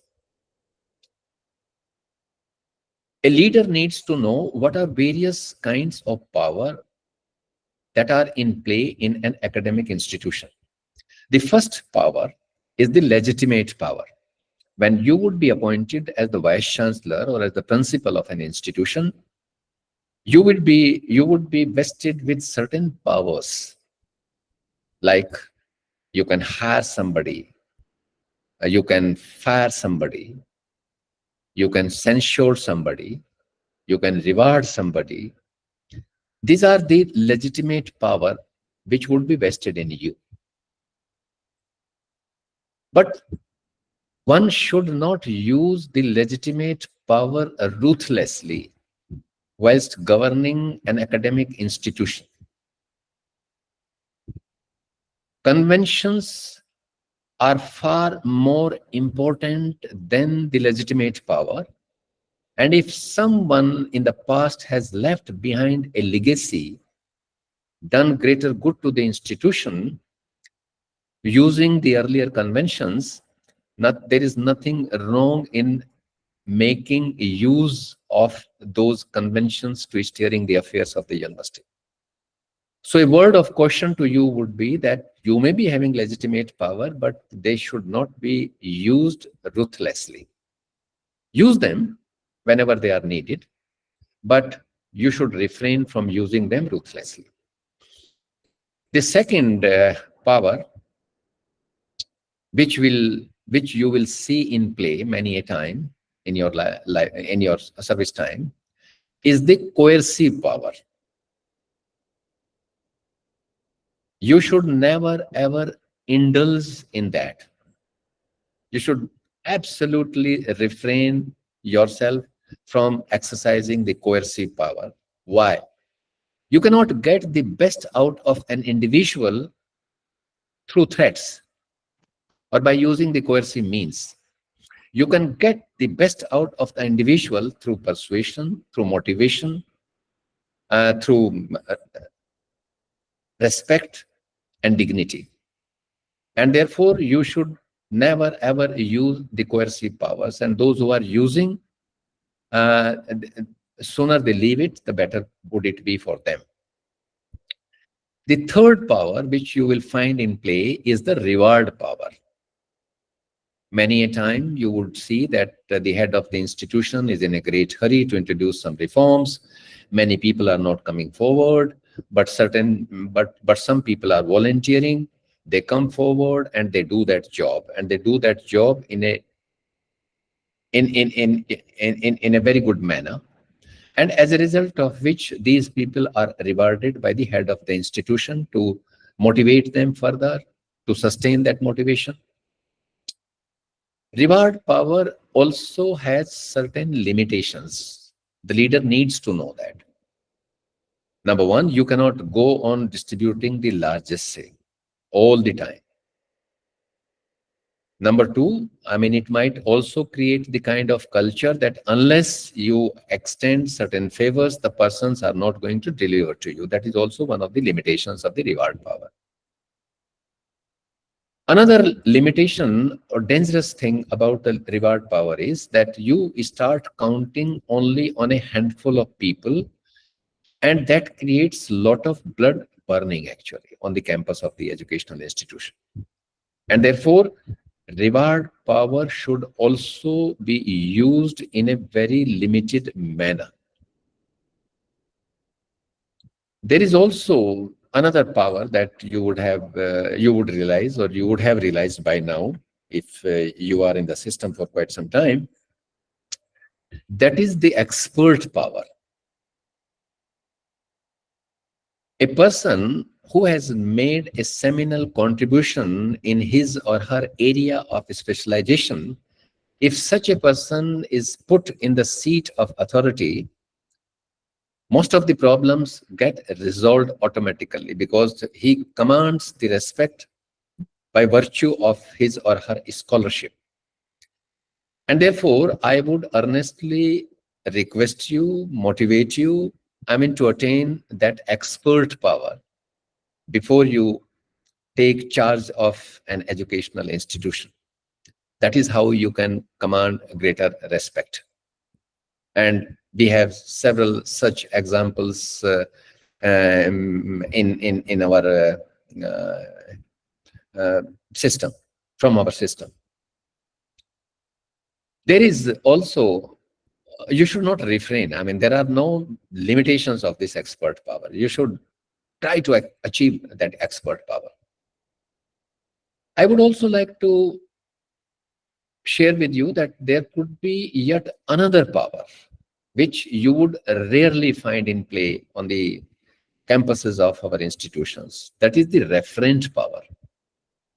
Referent power is the power through which you can mobilize the most reticent member of your community, be it from amongst the teachers or from the staff members or students, to join you in your mission. And I'll give you two examples of such great people actually who had possessed this referent power.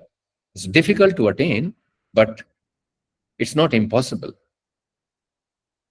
The father of the nation, Mahatma Gandhi, had that referent power. He had the capacity to mobilize people from all sections of the society to follow him, to respond to his calls, to become his followers. Another example I could give is from Pandit Sundar Lal Bahuguna, who launched the Chipko movement for the preservation of the environment. You can have, another example could be of that, and could be that of Baba Amte from the state of Maharashtra. Pandit Sundarlal Bahuguna was from the state of Uttar Pradesh. It was an undivided, now part of Uttarakhand. So one should work hard to attain that power, though it is hard, but it is not impossible. These are different kinds of powers which you will find in play on the campus of academic institution. You should know it. You should know the limitations. You should know the advantages and disadvantages of merits and demerits of these different kinds of power. Now I will share with you, on the basis of my limited experience, that what kind of people you might encounter, you might run into during your service time. You may come across with some heads of the institution who would emphasize change and transformation. They would inspire you to achieve more and more. They would pat at your back. They would always encourage you. But the number of such transformational leaders would be very, very less. And therefore, you should aspire to become a transformational leader when you get this opportunity.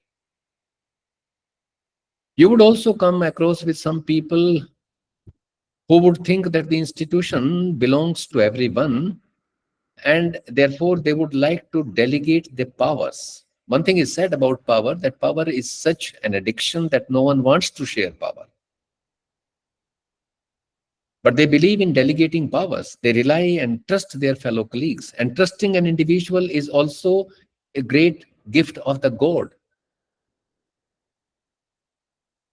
You would also come across with some people who believe actually that they know everything and that everyone must follow them. Because they know everything, so everyone must follow them. No questions asked. They are authoritative people actually.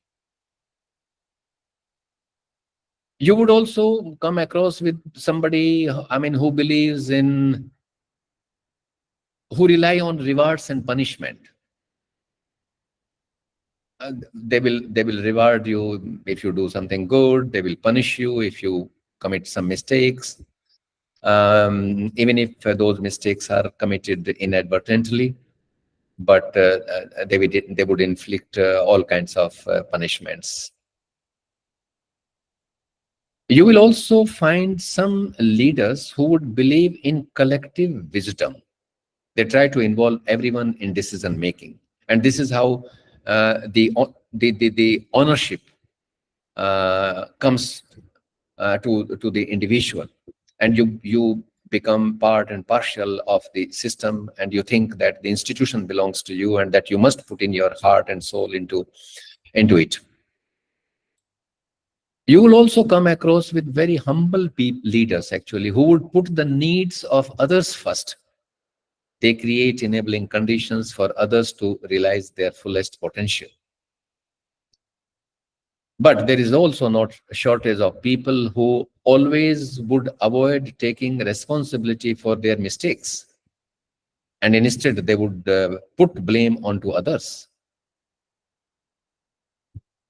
Such people are called buck passers.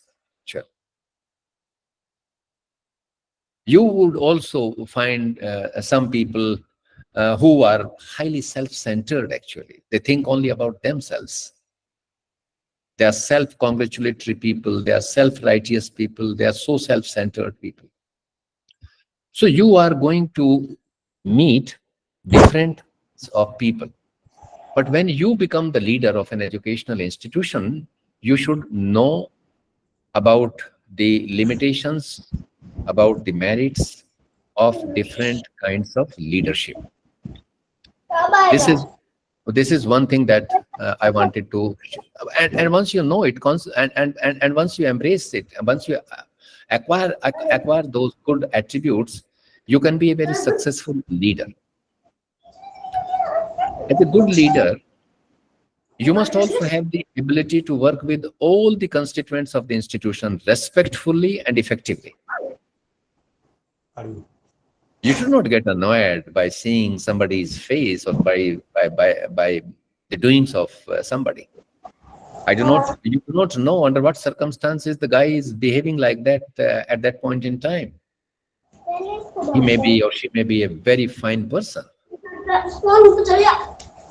Academic leaders should also have a combination of courage, integrity, humility, and focus, along with the ability to plan things strategically. As a leader, you will have to plan things. You would be squarely responsible for any wrong doing on the campus, whether it is committed by the staff or it is committed by your colleague or it is committed by the students. A good leader should understand that he or she is as strong as his or her fellow colleagues are. And therefore, once you identify someone and give them the responsibility, you must support them to the hilt. If you are weakening the position of the head of the department, or for that matter, the dean or the registrar, then you are weakening yourself. You should know that. Academic leaders should also have the ability to motivate and drive others to join him or her in his or her mission, actually. As a good educational leader, you should also have the ability to anticipate the trends in advance. For instance, now at the global level, the institutions are coming up with high opportunity programs. And therefore, as a leader, you should also anticipate those high opportunity programs in our own context and see of them which we could add in our curricular provisions. A good leader should also not be scared of taking hard decisions. Many a time such situations will arise in your career. And therefore you should not be scared of that. You should stay calm in hours of crisis. It is said that in life you have more downs than ups. A great leader should also be a legend listener, actually, and honest in dealings. Many of your problems will get resolved if you lend your ears to one and all. I have seen some of our colleagues manning very small institution, but they would not take classes. They would say that there is so much of file work. I mean, the gentleman is the principal of a college of 2,000 students with a faculty of hardly 80, 90 people, supporting a staff of 30, 40 people. And he thinks that he is too busy a person and that he cannot grant an audience to the public. He cannot grant an audience to his own fellow colleagues because he is busy. He's so much busy. I'll tell you from my own experience, I had never ever sent someone back who has come to my office. I used to consider it a part of my duty. And if by hearing the grievances of somebody who has visited my organization, if I have spent some time on that, that's a part of, I consider Sir, that a part of my sorry duty. to interrupt you, sir. Someone just on the mic and very much noise, so we are not able to listen you. I think Or Ram Naresh. I think he's I request the host, please. sitting with the child actually. I can't say. I can't. The host can mute everyone. You can request everyone to mute. Okay. Is it fine now? Yes, sir. Yes, sir. Yes. Can I continue? Yes, sir. It's a part of life. It's a part of life. Huh? You must appreciate that the person is attending to the needs of the child as well as listening to my lecture, and therefore I should not be annoyed with that. A good leader should also know when to take 2 steps forward and when to take 1 step backward. It happens when you are introducing newer reforms. Many a time your colleagues will not come forward. They will have certain concerns. You will have to allay those concerns of your fellow colleagues. And if you find that you are not able to convince your fellow colleagues, the leader should not make it a prestige point, because the institution belongs to everyone. It doesn't belong to an individual. And therefore, one should not make it a prestige point and be egoistic and take 1 step backward. Because in educational institutions, you cannot bring about amul-chul parivartan overnight. You have to be very, very resilient. A good leader should also be ever ready to embrace change, which can keep the institution in the forefront. We made a mistake in mid-80s and early 90s when we were not embracing the ICT related programs. And because of our ambivalent attitude, the government of India had to establish the IIITs. Later on, the universities started adding to the ICT related programs in their curricular provisions. Academic leaders should also be ever ready to strike a balance between what they offer and what the nation needs. Universities and colleges are social institutions. You have to create learning ambience within that social context. And if tomorrow the country requires a greater focus in a particular area of study, one should not deny that. Academic leader must also respect the regulatory provisions and have the capacity to enforce them, because he or she is a part of the entire ecosystem. But I would request you, when you become the leader of an educational institution, not to create the camps. I have seen some people, they start pitting people against each other, and they think that that is a very good strategy to govern the institution, but it does more harm than it doesn't do any good to the institution.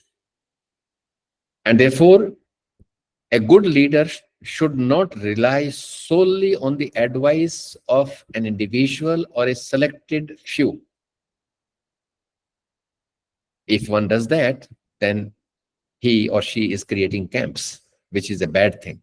A good leader should also have the capacity to identify those who demonstrate leadership talent and mentor them by providing them on-the-job opportunities. Good leaders should also be ever ready to promote scholarship amongst their faculty members. They should never ever put spokes in the growth and development of their fellow colleagues. And in the hour of crisis, a good leader should stand behind his or her fellow colleagues like a rock. They must know that a good leader should know that the core of integrity is truthfulness, and that alone will help them gain the trust and respect of their fellow colleagues. You should not be miser in giving credit to those who deserve it, actually. Give credit in full to those who truly deserve it. One might add many more such attributes insofar as qualities of a good academic leaders are concerned. I thought that I will like to reflect on a couple of them with you. Let me now reflect on the nuances of governance. Governance structure of the university has always been a subject of great importance. It has become all the more important in present times when universities are constantly challenged because of greater accountability and intense scrutiny by multiple agencies. Governance issues in the university system are related to two sets of stakeholders. One is insider, the other one is outsider. Insiders are the staff, fellow colleagues, as members of the faculty, the students, parents, and the outsiders, whole lot of people, including the political executives, the bureaucracy, the society in general, community. Most important reasons for putting governance arrangement under scrutiny is to ensure that the university or the college not only operates effectively, but it is also seen to be doing so. Governance, you should remember one thing, governance is an issue of values. And it is for this reason that process of governance can always be contested, because values are always contested. Ethics are not contested, ethics are incontestable. Though values and ethics are intertwined insofar as our profession is concerned, but values are contestable, whereas ethics are not contestable. Despite constraints of all kinds, we must strive for plausible and creditable options of governance. University governance means a system which provides a framework for managing the affairs of the university. Good governance not only facilitates good decision making, but it also helps in taking quality decisions. And let me tell you that universities cannot flourish without adherence to certain norms, standards, and principles which are in line with the provisions of the universities' acts, statutes, and ordinances and regulations. I mean, there are four important functions of any management system, which includes planning, organizing, leading, and executing. I would like to tell you why are we laying so much of emphasis on governance and why have we underlined it in our National Education Policy 2020? Because people today are looking not only for transparency, not only for efficiency, not only for accountability, but also for greater comforts. People were not looking for greater comforts in our times. But today, I mean, people are looking for greater comfort. Students are looking for greater comforts on the campus. Teachers are looking for greater comforts on the campus. So apart from transparency, efficiency, and accountability, people are looking for greater comforts. And because of these factors, governance of higher education becomes a complex issue. When I was the chairman of the University Grants Commission, one of our colleagues from a very leading university came to me and said, Ved Prakash, I don't have even the water cooler actually in my department. And he was not an ordinary teacher actually. He was one of the finest teachers of a very leading university. But now, I mean, things are changing. People are looking for greater comforts. Governance of higher education requires a comprehensive analysis of governance theories, governance issues, and practices. And it will not be possible, I mean, in 60 minutes time to reflect on all of them. But I will try to do some justice. It includes governance structure, it includes culture, it includes internal and external influences, it includes state-university relationship, it also includes academic self-governance. One needs to begin with the conceptualization of governance of higher education, which should include governance from internal, external, and network perspectives. These are three things which are more important.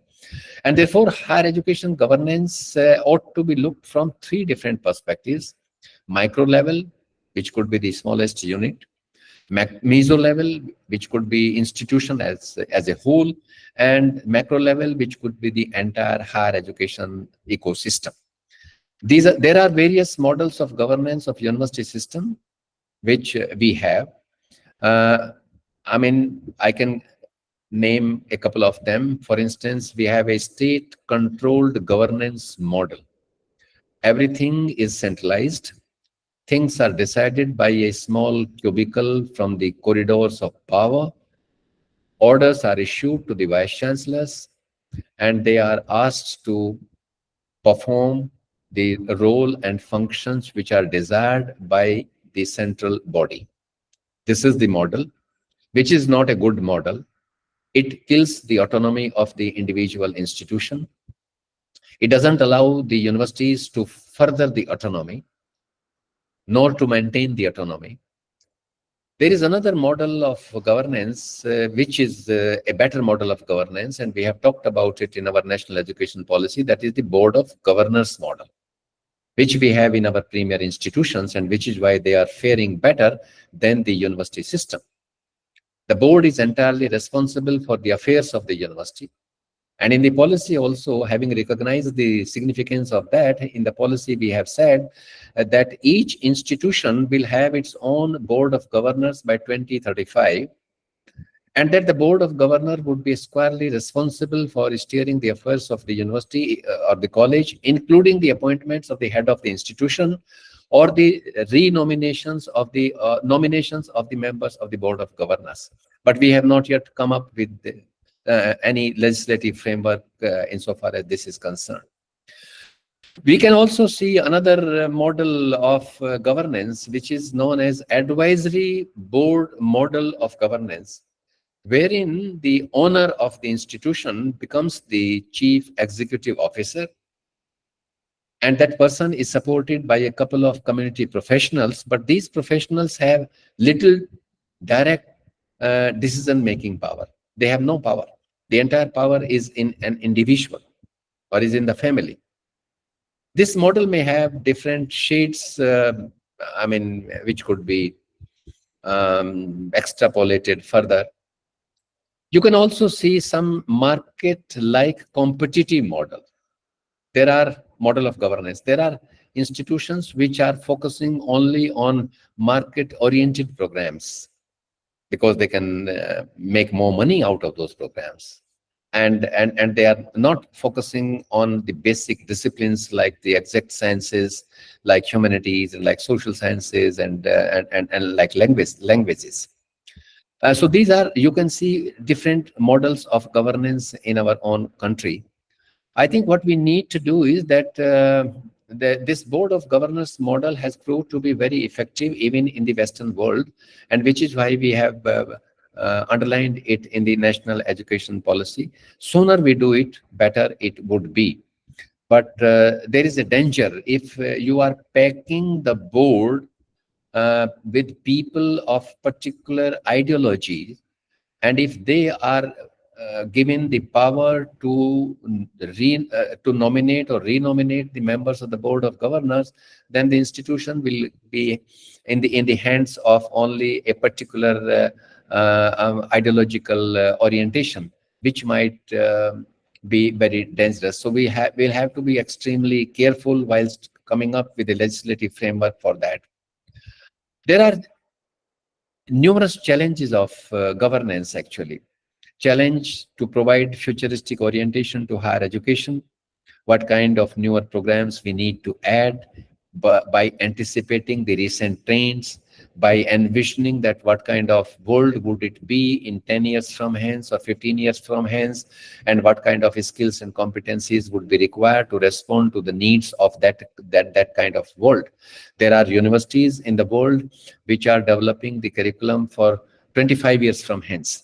They are envisioning that what kind of services would be available at that point in time, and what kind of skills would be required, and accordingly they are designing the curriculum for that. I got an opportunity to interact with one such group in the United States of America, and I asked this question like a layman, that how can you envision the shape of the world in 20 years from hence or 25 years from hence?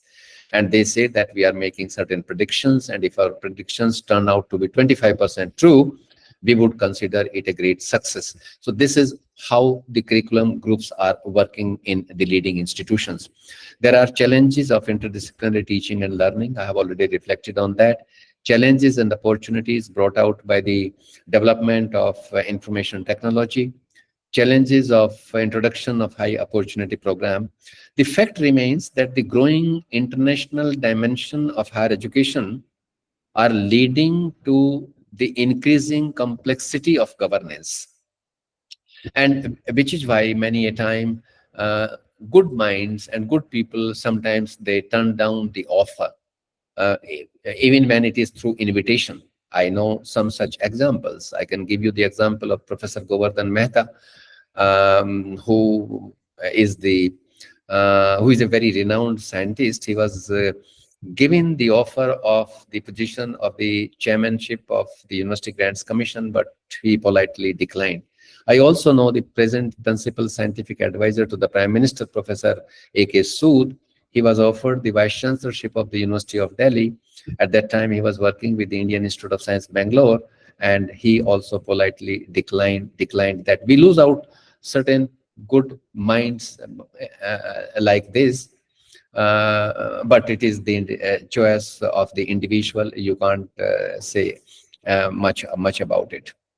All this requires proper university management system which can lay down policies, processes, and procedures to help university realize their objectives.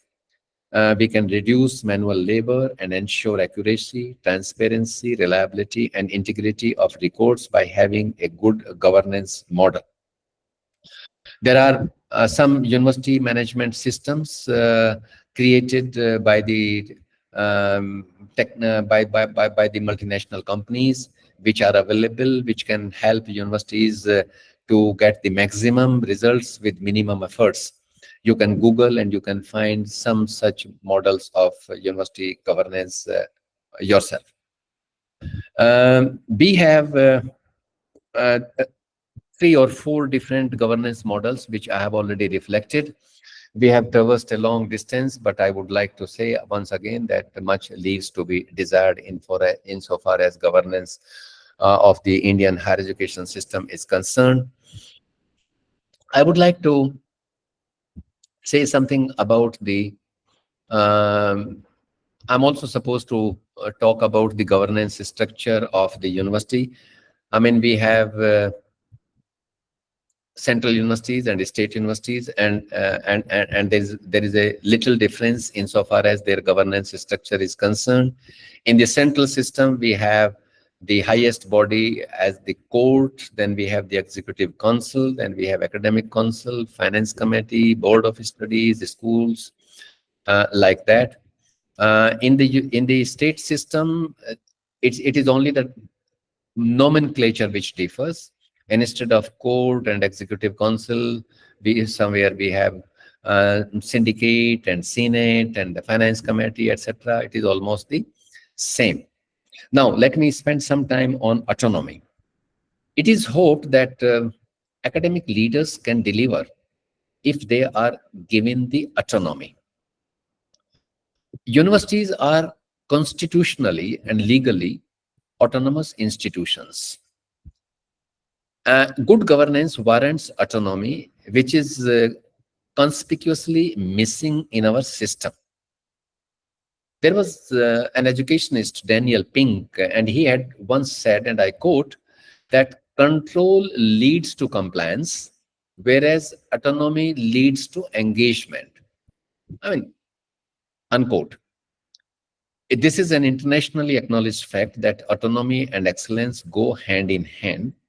Autonomy is a precondition for achieving excellence, but autonomy is not a sufficient condition. Mind that.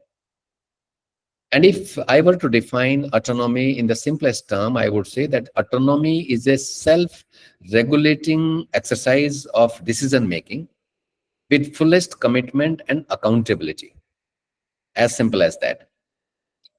Autonomy provides us the structural solutions which can create enabling environment to improve and strengthen teaching and learning, research and innovation, extension and engagement. These are the 6 functions which are to be performed by the university.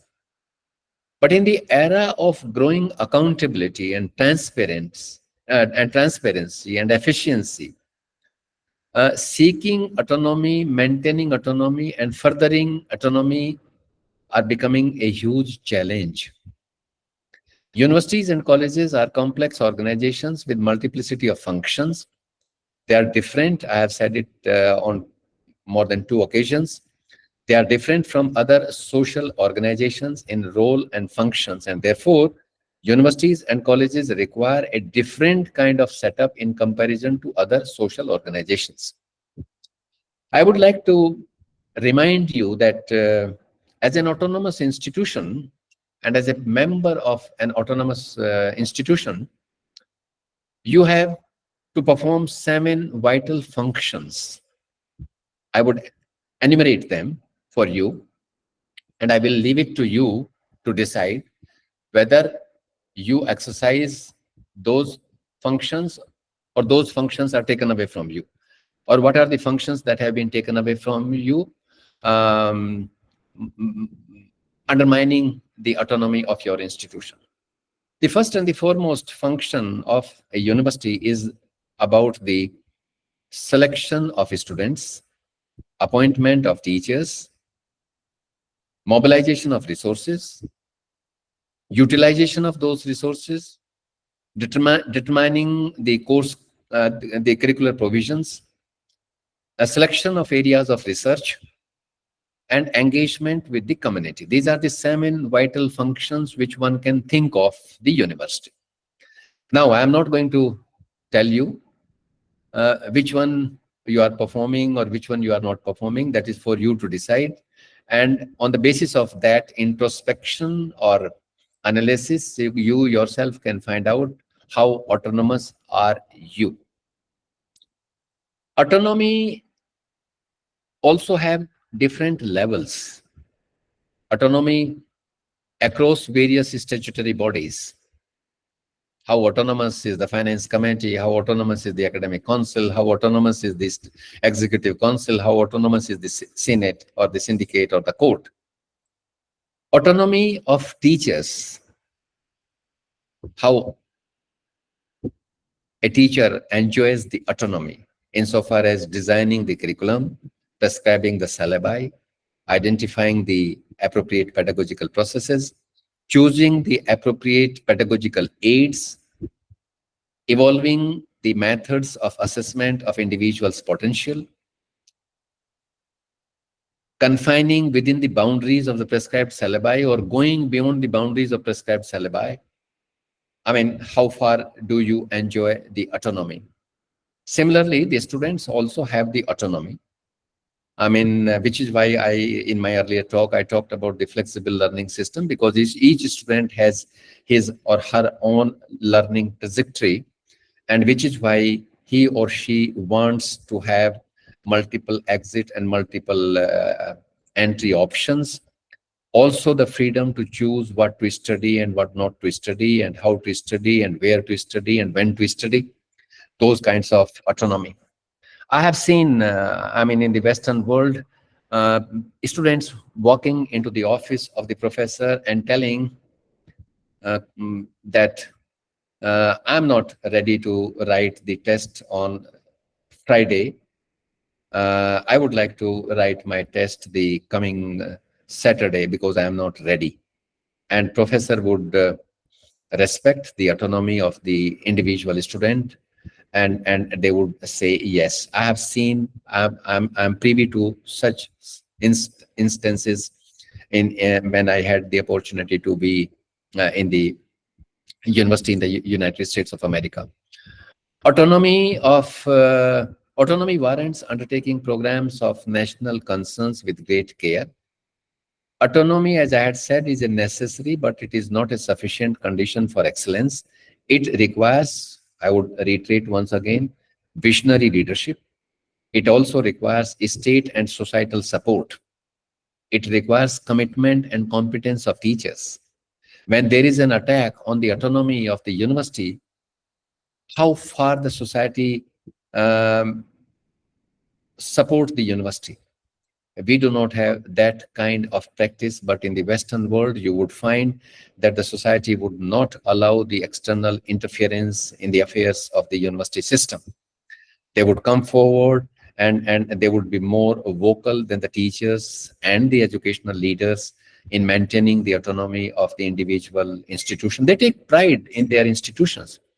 We have a reverse practice in our country. We keep on ridiculing our institutions. We hardly take pride in our institutions. That is the difference between the Western world and us, actually. There are also ideals of autonomy. I mean, autonomy also warrants that one should always be ready to embrace reforms. One should always recognize professional excellence. One should set up benchmarks for all stakeholders. And one should also ensure transparency, objectivity. One must also safeguard the autonomy from the outside interferences. I would like to share with you, I do not know because I have grown old, whether I have shared it with you in my earlier lecture. I will give you the example of Professor Jha when he took over as the Vice Chancellor of the Allahabad University, which was known as the Oxford of the East, Oxford of North. Somebody asked him whether he had called upon the commissioner. And the reply of Professor Jha was, listen to that reply. He said that he has not sought an appointment from me yet. This is one example. I mean, today the vice chancellors are seeking an appointment from the undersecretaries in the ministry. We have lowered the position of the office of the vice chancellor to that extent. The seat of the vice chancellor is such that one feels like bowing down before that. I mean, he is presiding over the highest level of education, actually, giving directions to the scholars, to the discoverers, to the inventors, to the students. I'll also give you the example of Professor Sir Asutosh Mukherjee. In I'm not exactly remembering the year, but it was sometime in 1916 or 17 or 1904 or 5.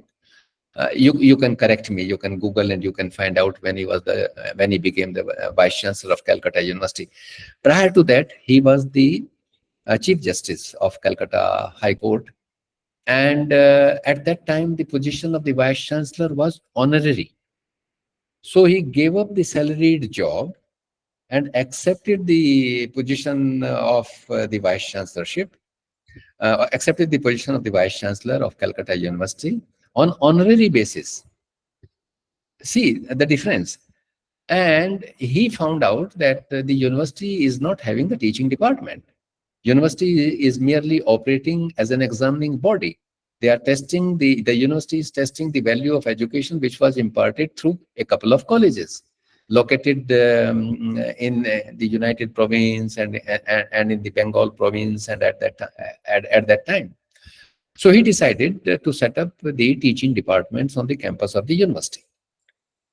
And he took up the matter with the then Governor General, who flatly refused. He said, we do not have resources to do that, and therefore you continue in the same mode.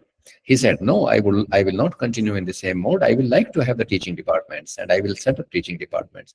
He talked to the teachers, and the teachers agreed on his call that they agreed to teach the students in the postgraduate in the postgraduate programs without any fees. And he started the teaching departments. Calcutta University is given the credit for launching the university departments for the first time in the country, actually.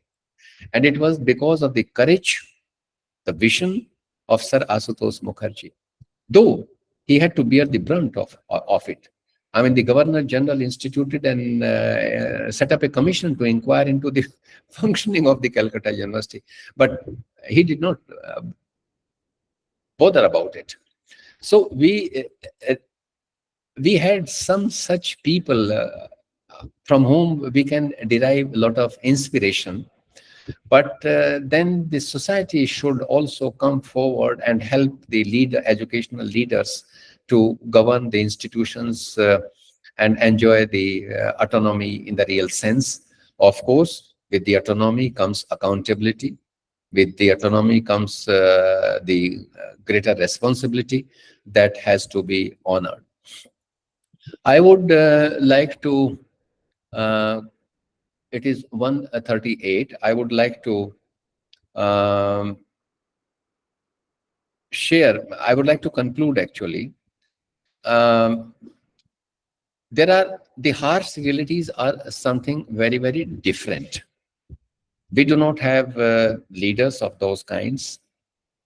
We do not have the political executives who support the academicians in their affairs, in managing the affairs of the institutions. Our teaching and learning is so indifferent that it neither creates interest amongst the learner, nor promotes creativity, nor establish engagement with the community. That is the problem with us. So, I mean, from such an analysis, actually, there are two very obvious questions that will come to anybody's mind. One is why most of our institutions are not in the category of knowledge system. Why most of our institutions fall in the category of learning system, wherein the knowledge created elsewhere is transmitted and certified. There could be multiple actionable steps our university should take based on the in-depth analysis of our system. How can we transform our universities from learning system to knowledge system? That is the biggest challenge before us, which would require several actionable steps to be taken at different levels. And of them, one actionable step could be the selection of visionary leadership. This is how I would conclude my today's talk on leadership, governance, and autonomy.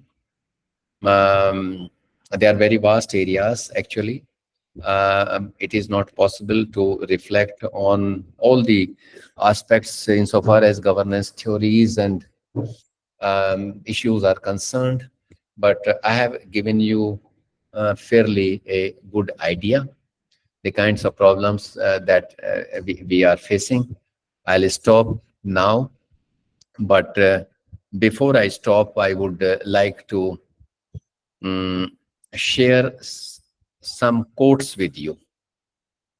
One is that of Winston Churchill, actually. He said, and I quote, "Success is not final and failure is not fatal. It is the courage to continue that counts," unquote. This quote means that true leaders understand that success is not final and that failure is not a defeat. They should believe in continuously pushing forward, even in the face of adversity. The another thing that I would like to quote is that of the a statement of Marie Curie. Marie Curie is the only scientist thus far who has received 2 Nobel Prizes in different areas of study, one in physics, another in chemistry. And when she was receiving the second Nobel Prize, in her acceptance speech, she said something very fabulous, very fantastic, and we must derive inspiration from that quote. And she said, and I quote, "Nothing is to be feared in life. It is only to be understood. Now is the time to learn more so that we can fear less," unquote. I mean, this is such a great quote, actually. I can also share one quote which is very apt from the book titled The Emperor's Writings, which carries the letters written by Barsha Akbar to his son Jahangir. And I quote, not verbatim, I might have missed something, but I would try to give you the essence of that. Akbar writes a letter to his son Jahangir, and in that letter, he says that, "My dear Jahangir, I know that you want to become a king and that you are very restless. But you do not know that a king has to conquer himself first before becoming the king. My dear Jahangir, there are people in this world who are mad in search of knowledge. But most of them do not know that there is also something higher than knowledge, and that is what is known as wisdom. And my dear Jahangir, those who acquire wisdom, 99.99% of them do not know that there is also something higher than wisdom, and that is what is known as truth.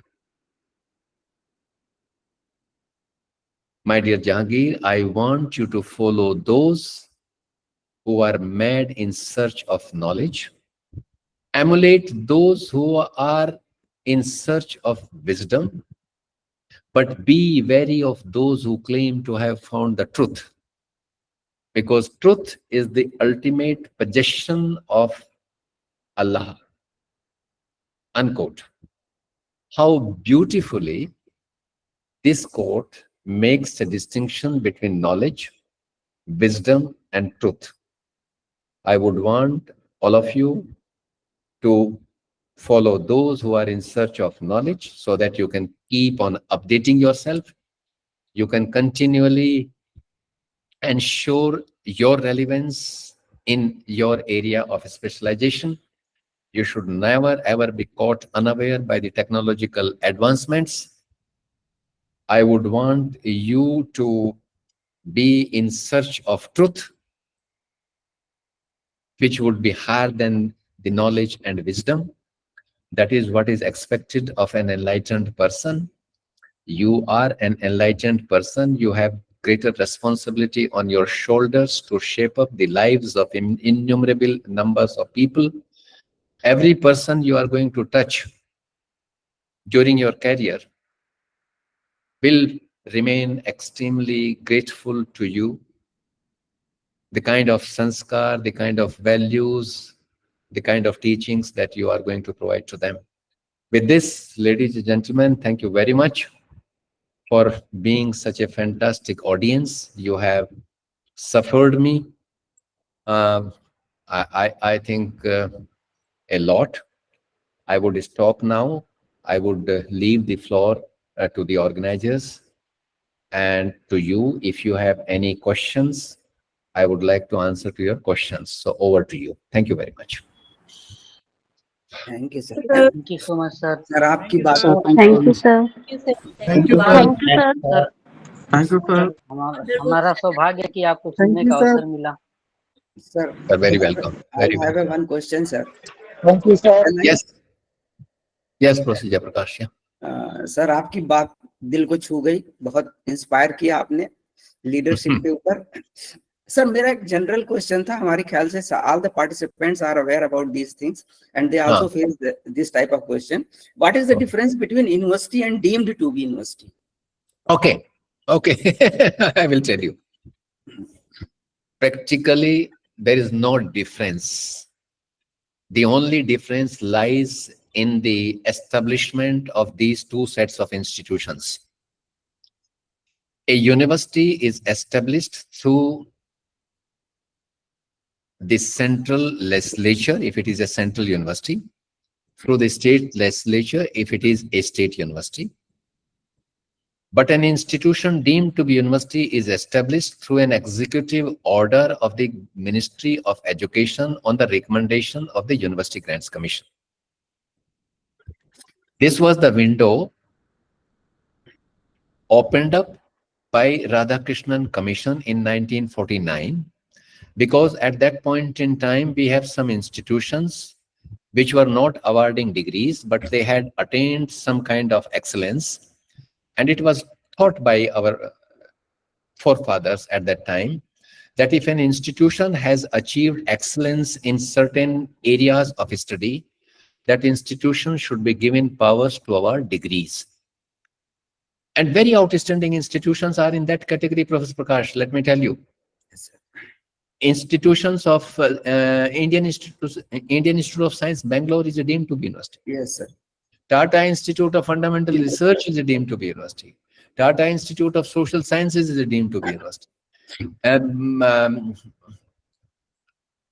should not be saying that. Many others are there. I mean, Dalbagh Educational Institution, Radha Swami's ki jo hai, that is a deemed. Earlier, I was in CHIT, Central Institute of Higher Tibetan Studies. Gurukul Kangri is deemed to be university. Okay. Vanasthali Vidyapit. Vanasthali Vidyapit is also a deemed to be university. So the only difference is that of the nomenclature. Otherwise, the role and functions are the same. Nomenclature and the way we are establishing them. Central universities are established through the Act of Parliament. State universities are established through this act of the state government. They are the sovereign. The question is who will fund them? Deemed university. It also depends historically. For instance, Dalbagh, Agra is fully funded by the University Grants Commission. Gurukul Kangri, Haridwar is also fully funded by the University Grants Commission. Indian Institute of Science, Bangalore, and Tata Institute of Fundamental Research are directly funded by the Ministry of Education. So it varies. Some of the institutions deemed to be universities are private institutions. So they have their own funding arrangement. So it varies from institution to institution, insofar as institutions deemed to be universities are concerned. The institution deemed to be university cannot affiliate the colleges. but they can have the off campuses, and they are permitted to have, I think during my time, they were allowed to set up 6 off campuses. So they can have the jurisdiction of all over the country. State universities cannot operate beyond the boundaries of the state. Okay. Thank you, So sir. that is the difference between a deemed to be university and a university. Thank you, sir. Any other questions, please? Yes, any other question? Poonam Kumari ji, आपका हाथ उठा हुआ है? Yeah, good afternoon, ma'am. Good afternoon, sir. Yes. Thank you so Yeah. much for such an enlightening and insightful session. Myself, Dr. Poonam Kumari from MMPG College, Modi Nagar. Sir, you have talked about academic leadership. So I have a question related to that. Yes. Since you have talked about different types of academic leadership, one was authoritative and self-centered leadership. Yes. How can faculty members in such type of leadership they can grow? What are the that's a very good question. What you need to do is you need to make a proper assessment of your leader, and then you need to learn the art of handling that person. Okay. I mean, such people will take the entire credit for the good that happens on the campus of the institution.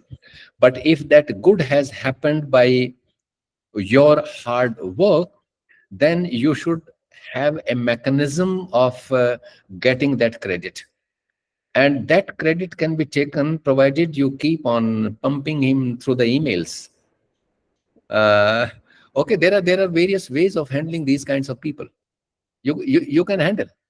You can handle. And it is said that a wise person should identify good people around him or her and learn the art of handling those people to get the best out of them.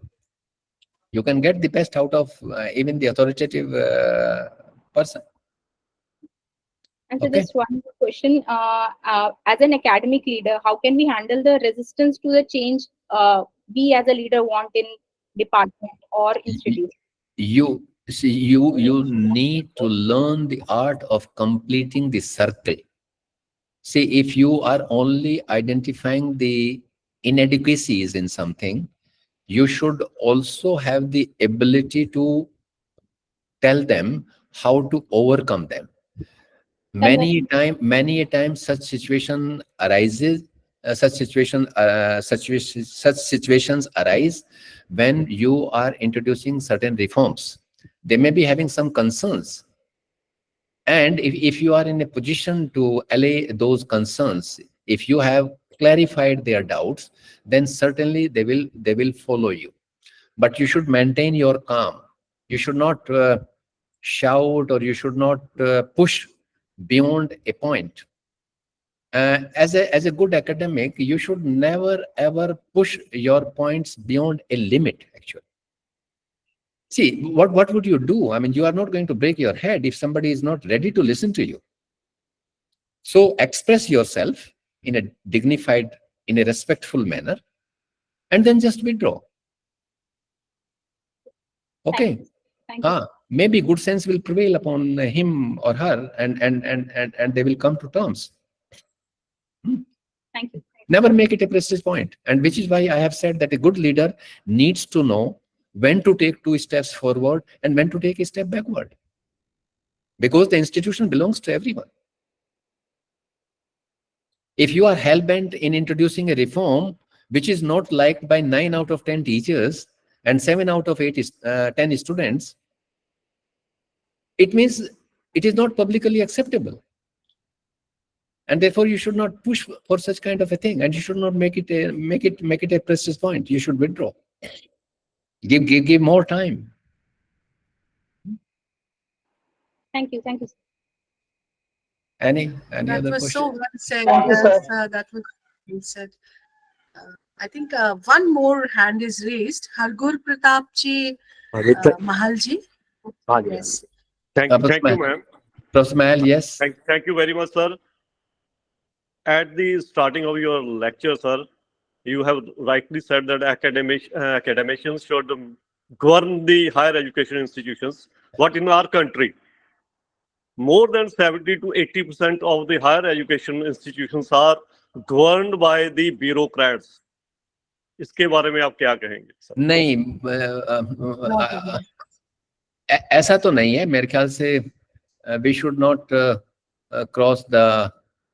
We should not say that. Not 70, 80 or 90%. Some institutions are headed, but Sir, some are universities. indirectly. I'm coming. Universities.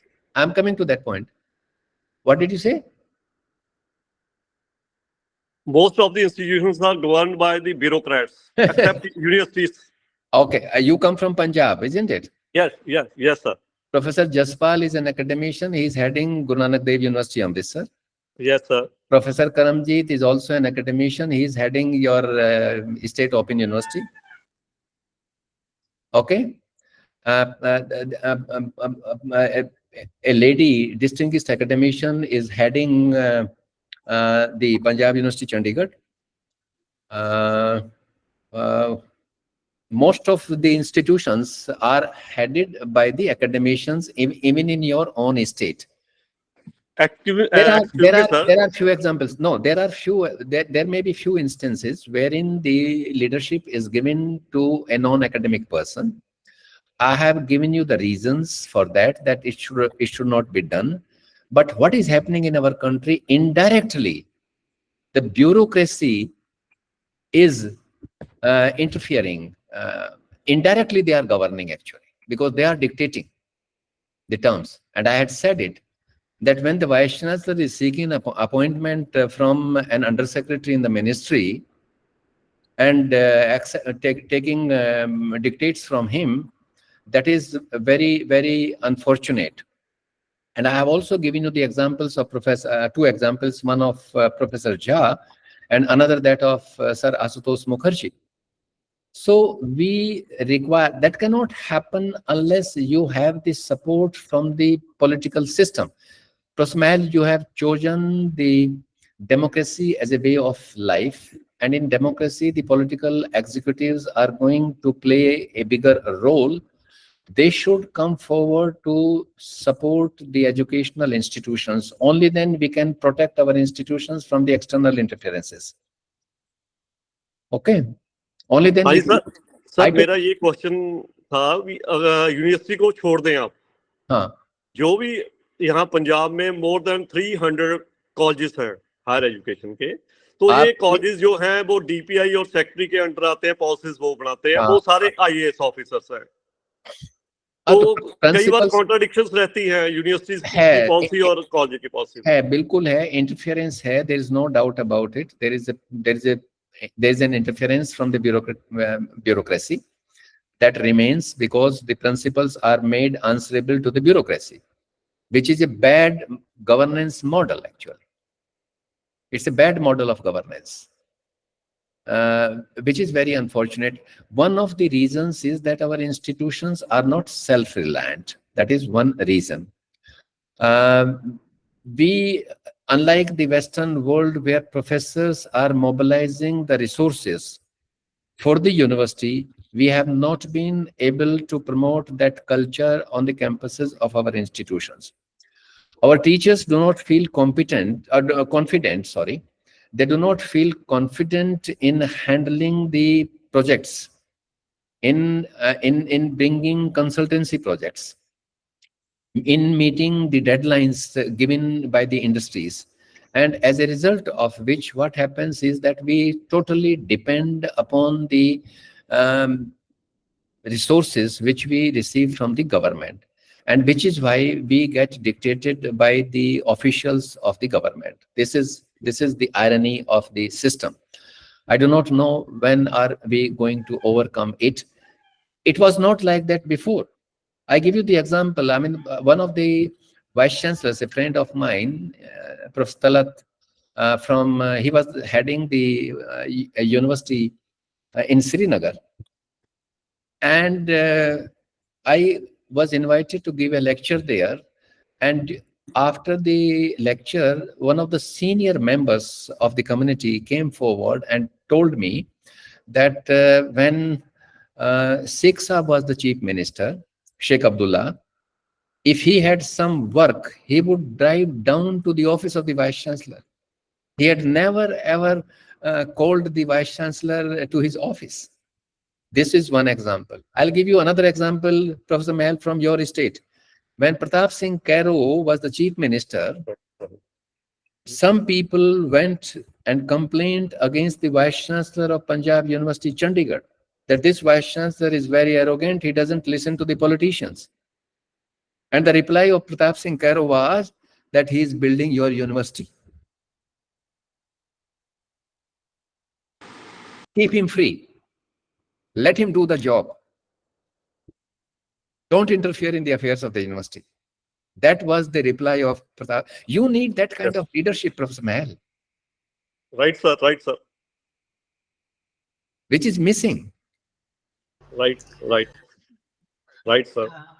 It is missing because we love our own chair, actually. We do not love the people of the country. Yes, sir. Yes, sir. That is the irony, actually. Thank you. So prepare good leaders, Mahal. Prepare good leaders for the future. Okay, so that we can have a better place to live in than what we have today. Right, sir. Absolutely right, sir. Do that. Do that. Okay, sir. Shape up good people. Wonderful Okay, sir. listening to you, sir. And then these anecdotes coming from your vast experience and from your these little examples of great people you've been in touch with. I think this was a memorable one day for all of us. I'm so sorry I had to be in and out of the session because of all the admin work that I have to do. But absolutely a pleasure having you here with us, sir. And I'm sure everyone has learned. I can't even count the number of claps that are appearing on the screen right now. The participants are applauding. Very अच्छे बच्चे हैं ये. They are good minds, I think. ऐसा तो कुछ नहीं, common ही बातें की हैं मैंने, जनरली बातें की हैं, लेकिन वो दिल से की है. The only difference. And coming from you, it means a lot, actually. Thing is, coming from you, it means a lot. And not every day we have an opportunity of sitting with a stalwart like Prof Ved Prakash and learning from him. So, sir, until don't use these adjectives. I feel nervous. ऐसा कुछ नहीं है. Okay. And until I bother you let me express my sincere thanks to you, to the participants, and please allow me to wish you all the happiness and luck in the world. Thank you very much.